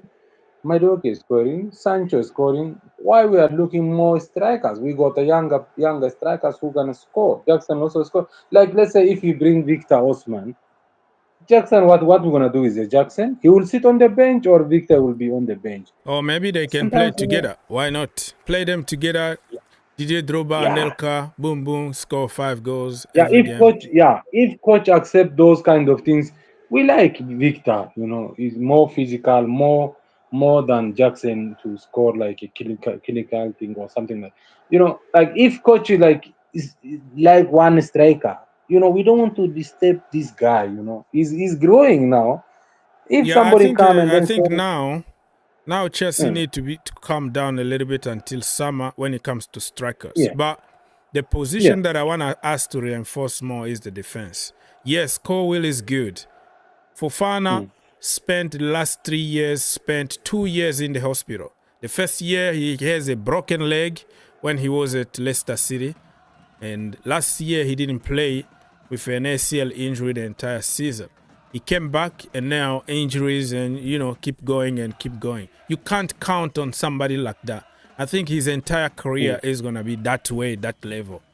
Because he's even afraid of putting tackle and being physical the way he used to because of that ACL injury and the broken leg. Brother is living with a lot of fear in the belly. Now, if Colwill got injured, we are screwed. Because he's the guy who is just like the engine in that defense. Like, he organized that defense. He's more skillful than anybody. He doesn't have the pace, though, but you still really do a good job, and he's fit. So you can't count on him. Disasi, he will give you a very good, solid game here and there, but I don't really trust him like 100% to do the job. But Diashile, after the surgery, he was out like for 8 months. He's not the same. But he will pull off some very, very good performances here and there. Still very slow ball watching most of the time. No, we are lacking pace. We are lacking a lot of pace in that defense. So Adarabioyo also, he's a leader in the dressing room. He's tall, imposing, but also very, very, very slow. Like if they have to measure how many miles those people in our defense run, you would be shocked. So at the Rabiayo, yeah, not very sure. So I would be more than happy if Chelsea got somebody. Yeah, who got everything. Who got the speed, who got the IQ, who got the skills, who is a package really in that defense. But today, Renato Vega is playing. Let's give him a chance and let's see how he's gonna perform today. Yeah, I think that guy when he played for national team, I think he played 2 games center. Yeah, he's a very good center back. He's a guy who needs just to develop. He needs like to play week in and week out and develop. He's gonna make mistakes for sure, but you can see that the guy got it all. He got the charisma, he got the size, he got the passion, the energy that he looks like a proper Chelsea, that Renato guy. So if he plays week in, week out as a center back or as a full back, whatever, but regular playing time, brother is gonna get to the next level. I really like the guy. Vega. Yeah. I understand that defender side.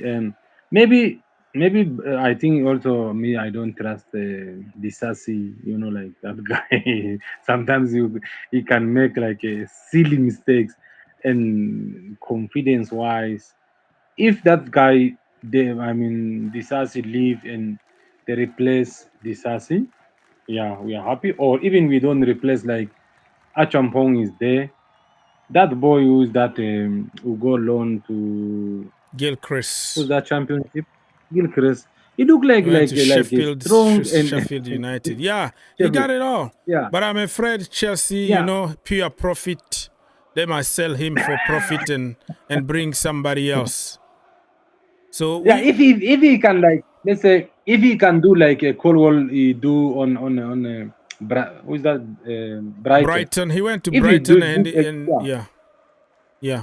If he did good job like that, I don't think so they will sell. If he is like average, I know they will sell. But they let Chalobah go, so anybody can still go. Chalobah went, but he's better than Badiashile and Disasi. But they wanted to push him out for money reason, for fair play, financial fair play, and for pure profit situation. So that's why he's doing the job at Palace. But nobody is gonna convince me that he's worse than Disasi or Badiashile. And I would prefer to have Chalobah.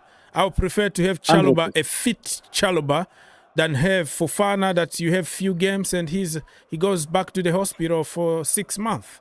I would prefer to have somebody reliable like Chalobah instead of all of them in the defense. But it's not fair, man. It's not fair what is happening.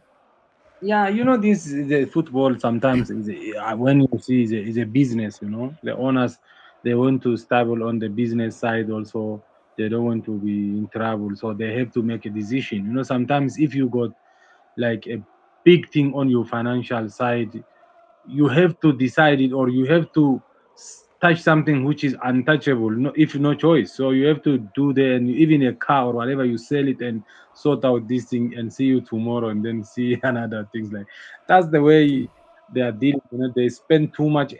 Plus we got too much players. Even if they sell like more than 6-7 players, if they sell even a smaller money or a bigger money, maybe if they sell those ones who buy, like they buy from another club, those ones maybe they don't make sense for them, he's still gonna make a minus on the book.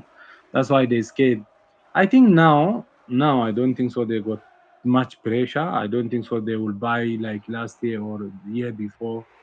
Little bit everything is settled now on the I hope side, so. I hope they can focus now on quality, improving the team in terms of quality and experience, instead of bring 1,000 more young kid from Brazil or whatever. We good. We are set. If you look at the loan army, you look at the people that we bought so far is good. Now it's about targeting key players. in January. Yeah. In January, if we have an opportunity to buy somebody, if I have to choose, I will go for a defender. I will go for a versatile, old, mature, not old in terms of age. Somebody who's been playing and doing it in the whatever league it is, but very, very solid.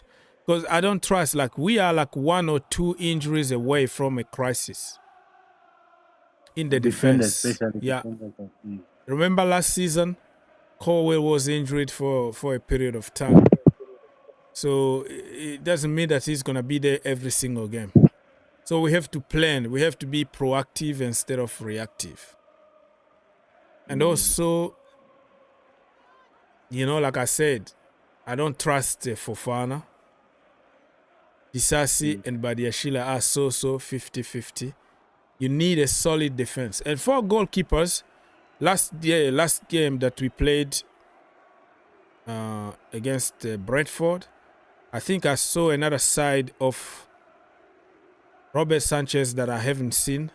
I think Maresca understood already that if he continues forcing him to play from the back, it's just an accident waiting to happen.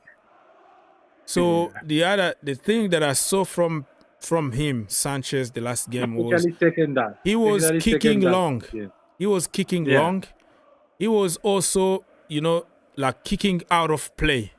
Like when he's under pressure and he got out of his box, he kick it out. And I like that. You know why? I like that because it helps you to organize your defense and then go back to your position. So that tells me that the manager is not that stubborn. He told him, hey, use your common sense.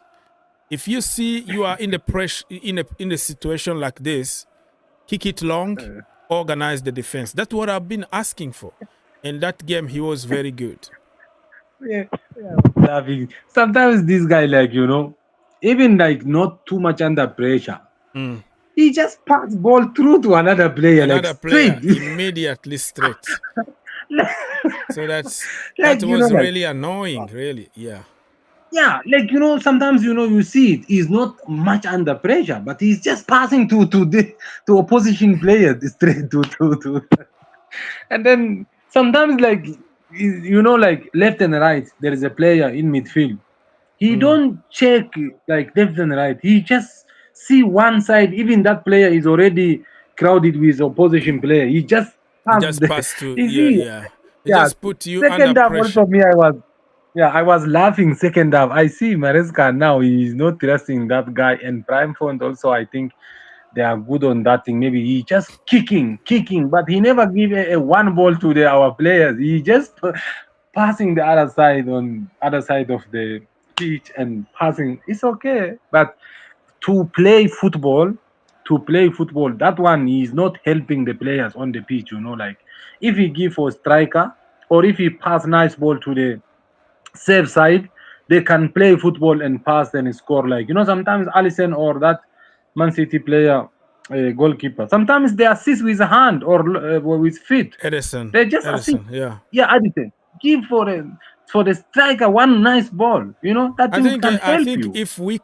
if we keep Robert Sanchez simple, if the manager modified to fit the player instead of forcing players to fit him, he did the same for the team in general, for Chelsea. He wanted to impose the tiki-taka Pep Guardiola stuff. He quickly realized that this is not good. This is gonna cost us a lot, and then he abandoned that. So I hope that he already abandoned the tiki-taka from the back for the goalkeeper and give him instructions like, yeah, I want you to play from the back, but be smart. Use your head. Don't pass the ball just for the heck of passing it. If you don't feel confident, just kick it long or kick it out of play so we can organize. It's okay. So I hope really he told him that it's okay because he's a very good shot stopper. He is good. And I don't really, that's why I don't really point fingers too much on him because Peter Cech is not going to play in modern football today. People were going to call him flop. they were going to call him all kind of names because he can't play from the back. Peter Cech, one of the greatest in the Premier League, probably Chelsea best goalkeeper ever, but right now under Maresca, he's not having a game. He's not gonna play that football because of the new tiki-taka football stuff. Play from the back. So if we keep it simple, Robert Sanchez is gonna perform good. So people, let me remind you, this is the Carabao Cup. Lineup for Manchester United. Baindi. This goalkeeper, I never seen him in goal before. And Lindelof. You will come back? Yeah. What do you say? You will come back? No, I'll come back. Yeah, I'll come back when I go. Yeah, I no finish problem, my something. friend. Yeah, do something. Family first, and come back. You're gonna find me here. I'll be here for a little while. So I was saying the lineup for Manchester United: Mazraoui, Martinez, Lindelof, Baindi, Fernandes, Højlund, Eriksen, Euro, Dalot, Anthony, and Ugarte.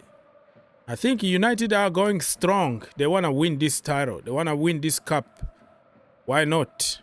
You know? So they are going strong. Let's double check on Tottenham Hotspurs. Tottenham got battered everywhere they go. So let's check on the lineup for Tottenham Hotspurs. They've been creative here. So they have Foster. Foster is in goal. He plays now in the league and also in the cups, in the European competitions. I don't think he anticipated to play so many games this season. He was a bench goalkeeper not long ago, but Vicario got injured, and now he's having his opportunity. I think this is the most football he played for the last 5 years. Foster, Pedro Porro, Dragusen, Gray, Spence, Sarr, Bissouma, Madison, Kulusevski, Solanke, and Son, the captain. So both teams are going for it. It's clear the intention here because Tottenham know that this is their chance, probably the last chance for them to win a trophy. Last season, they neglected the tie. I think they lost against Fulham or something. And Tottenham Hotspur fans were very, very angry. And they accused the manager of sabotaging the league cup. You know, sabotaging the Carabao Cup. And if you give an opportunity or a chance right now, or a choice for Tottenham fans to choose between finishing top 4 or winning a cup, they're gonna tell you win a cup. They wanna win a cup at any cost. They are sick and tired of getting bantered by everybody because they don't have anything to show. Like they won a cup like 20 years ago. That was so many Tottenham fans were not even born yet. So they want us something, whatever it is. It need to be legal. It need to be official, not like the Audi Cup or, you know, the preseason cup. No, they want to win a cup. If it's gonna be a Carabao Cup or it's gonna be an FA Cup, they just want to show something. They want to come back to the conversation of trophies. So that's why they are going very strong today. Manchester United also, new manager needs some boost. You know, they want to win. So this game is going to be very interesting between Tottenham Hotspurs and Manchester United. Tottenham are playing home. They're going to score goals. I'm just afraid that they can't keep the clean sheet. That's the problem with Tottenham. Even if they are leading 2-3-0, you still have a chance. They're going to give you a chance because they don't know how to close the shop. So one of those coaches that are just like one-dimensional coach, they just know one way of play football, my way or highway. And that is not good sometimes. Sometimes just get the job done. 1-0, close the shop, get 3 points, move on. But Tottenham, no. They don't do that. They just attack, go. What the point? All right, people, 30 minutes to go until the beginning of both games. Tottenham Hotspurs against Manchester United and Chelsea against Shamrock Rovers. Conference League and the Carabao Cup. So if Chelsea qualified for the Carabao Cup, if they beat Newcastle or whatever, and they got to this position, I think they were going to postpone the Chelsea game because it was going to be conflicting with the Conference League. But that is just narrative because Chelsea didn't qualify for the next round of the Carabao Cup. Okay, let's check if the players are on the pitch. I'm still here for a few. If you want to call, feel free to do so. Look at the manager is giving some instructions to Mark Guiu, telling him where to go and what to do, how to move and how to score a couple goals today.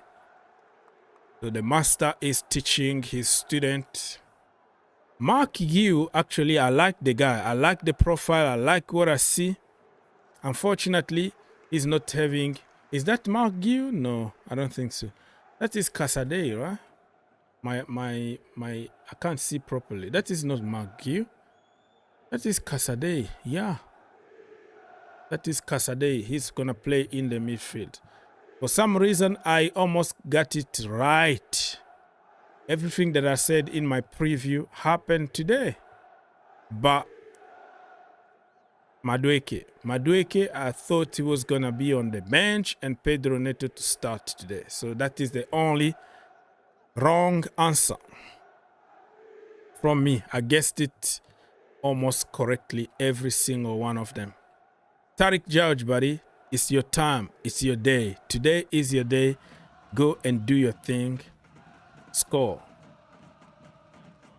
All right, people.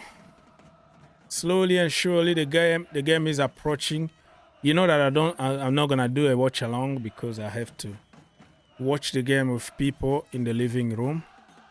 But we'll be around. It will be a video after the game on the Green Turf YouTube channel and also on the GFC YouTube channel. Check on the box below. You're gonna find the link to our other channels if you are interested on watching some different kind of videos. This channel mostly we do live streams in this channel. So thank you for supporting. Thank you for smashing the like button and all the good stuff. People's Republic said that please your comment on the video on Maresca graduating the two youngsters, George and Anchipong. They are big boys now. Yeah, they are big boys. Men, it's like boys to men. They were boys, now they are eating in the same table as adults. So they have to behave and know exactly why they are there. Okay? Why you here? Because you've been doing good in your level, but this is another level. We demand from you more. To stay here, you have to work even harder. Or you're going back to where you were before. So big boys are Tariq George and Josh Anchapong. I'm happy that George really signed that contract because, man, why would you go to Brazil or France and buy some average players when you have a potential world class on free in your academy? I just don't get it. I don't get what this politic is coming from. I am sick and tired of that. So this is Casadei with the manager. I think Casadei is going to be sold like in January or so. sold or loaned out. But if he stays and he can lift also a big trophy with Chelsea, the Conference League, you know, it would be a shame if somebody like KDH, Dewsbury Hall, lives in January and he doesn't lift the Conference League, you know? Like, let go until the end of the season. And Chelsea are going to win 1 or 2 trophies and enjoy the end of the season and make a decision about your life and your career after that. Unfortunately, it doesn't depend on them only. Depend also on their ambitions. If they want to play regular football and get to the national team, there is nothing you can do. You have just to let them go.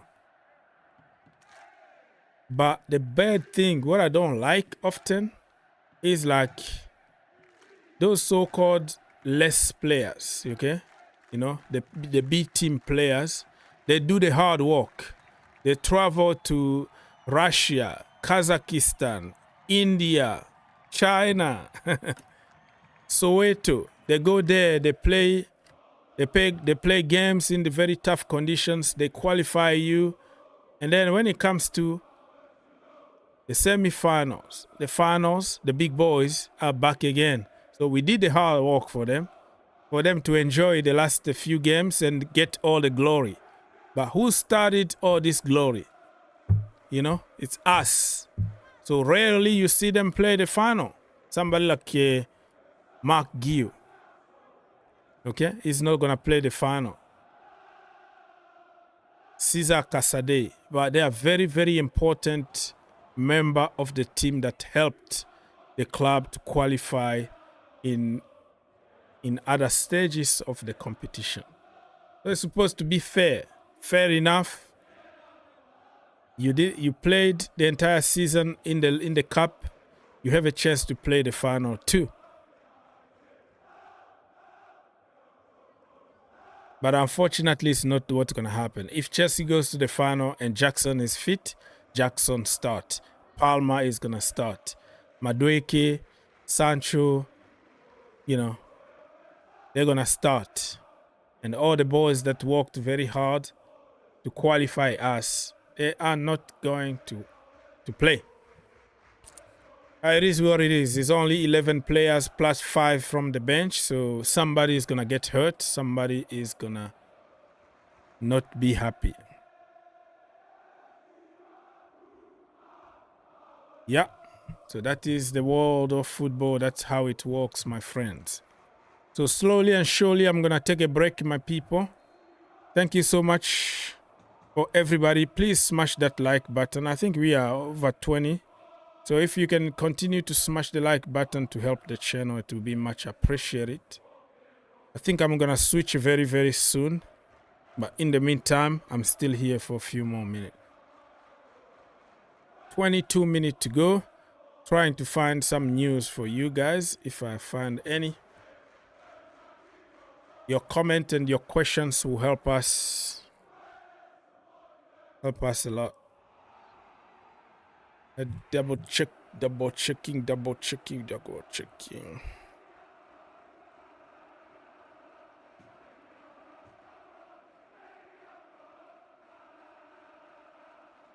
Garnacho is wanted by Atletico Madrid.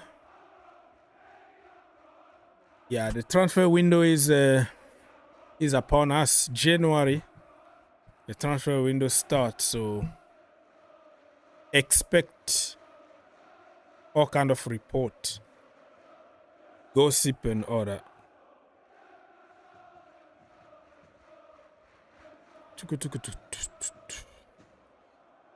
So Rashford, everybody knows that he didn't even make the trip to London to play against the Tottenham Hotspurs.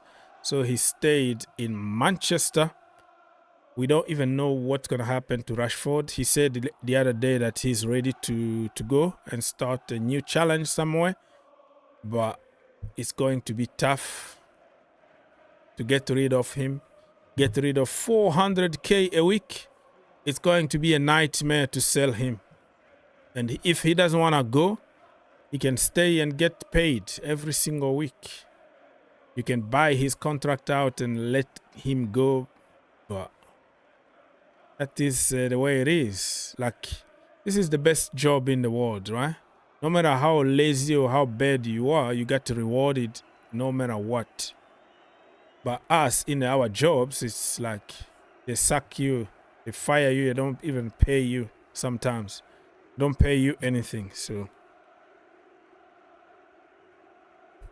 Marcus Rashford, really 400k a week for what, really? For driving big cars and wearing Gucci's and stuff? Like on the pitch, beside that season that he missed the World Cup and he worked very hard and scored like 30 goals in all competitions. Other than that, the brother is just like awful, man. I respect the guy in the human level, the charities and everything you are doing, but come on, man. When you got paid that kind of money, at least smile. Okay? Smile. Show it. You know, just smile. Be nice to people. He doesn't smile. The body language is awful. When he's walking, it's like he doesn't, you know, he's not interested in anything. It's just me and me and me. It's just terrible, man. Terrible body language. I know you might be, that is the way you are shy or whatever, but come on. A little bit too much. So, you've been left out one more time, and we're going to hear more report coming from Marcus Rashford camp very, very soon. So what we're going to do is probably very soon I'm going to switch to the other channel and put the audio commentary so you can go and listen and watch the graphics. So I'm going to try to find the link to that stream so you can join over there. You know, you're going to just listen to commentary and stuff. Let me try to find it somewhere. And you can join us in a few minutes from now. To go also check on some videos that I made on GFC. I talked about Nico Williams, Ryan Cherky, Marcus Rashford, Victor Gikoresh, and some other big names. January is here, and get ready because it's gonna be very busy.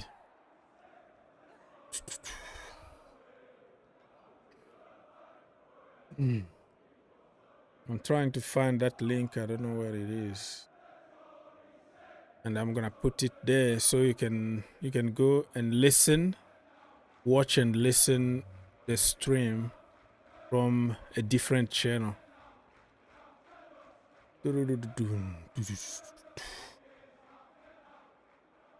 Okay. Copy. So let me do something so I can show you what I'm talking about here. Alright.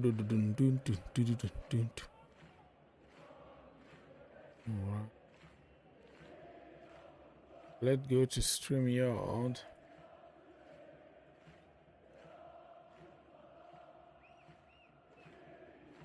Okay, so this is what I'm talking about. Like, I'm gonna disconnect very soon, but I'll be live from this link here. I'm gonna put the link very, very soon. Oh, let me see.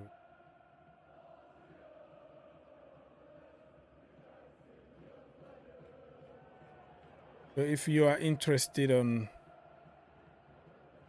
joining,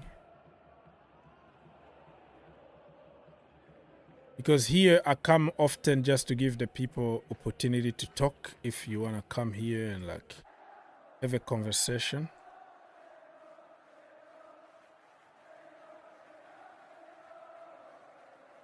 So here we go. So this is what I'm talking about, and let me just try to get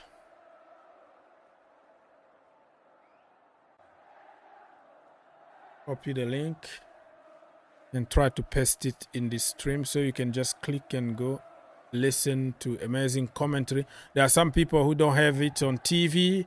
They are at work or they are doing something different, so it's always good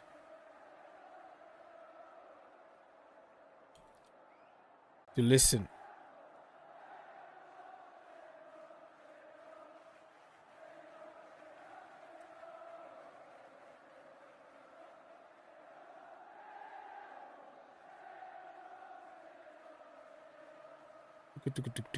All right. So there you have it. So this is the link that you can join. You can join is on in the comment section. So you join and you join us to the other stream, because I'm about to end this one and leave you with commentary in this particular stream. 14 minutes to go. I'm still here for 4 minutes, and I'll switch to the link that I just gave you here if you're still interested on listening and watching some other stuff. So you join us over there. Join us over there. As you can tell, Matchday live football, blah blah blah. Chelsea against Shamrock, blah blah blah blah blah blah. So that's what you're gonna see there. All right. So, how everybody is feeling? My score prediction is gonna be Chelsea 4, Shamrock 1, because we always concede goals, stupid goals. Bonjour, chef. Bonjour, monsieur Nana. Nana 1. Bonjour, bonjour. Comment ça va? You can join us. Tu peux nous rejoindre. Tu peux nous rejoindre sur le link here. You can join us on this link for, to be continued. Like this stream is going to continue on this link here. If you click on the link, and you're going to see us commentary and other stuff, because I'm about to disconnect from this channel and transfer to the other one. Ça va, ça va, ça va, toi, Mr. Nana? Ça va, mon ami, ça va? GFTV. So do you have like a YouTube channel or something? I'm gonna check on you when I finish here. Mr. Nana 1. Are you Onana's brother or something? Because Nana and Onana sounds the same. Onana and Nana. So people, this is the link that we're gonna continue the stream, watch along, commentary, whatever you call it. You click on the link that I just provided and you join us in the other side. And it's gonna be like, it's gonna take me a couple of minutes to get to transfer to that stream. 12 minutes to go until the kickoff. 4-1 to Chelsea. And for the other game, I think Tottenham against Manchester United. I don't like any of them to win, but somebody needs to win. I don't want Tottenham. Can you imagine if Tottenham wins the league? If they win the Carabao Cup, I think they're gonna do parade around London for 2 months for winning that Mickey Mouse Cup. United, they are kind of a little bit away from us,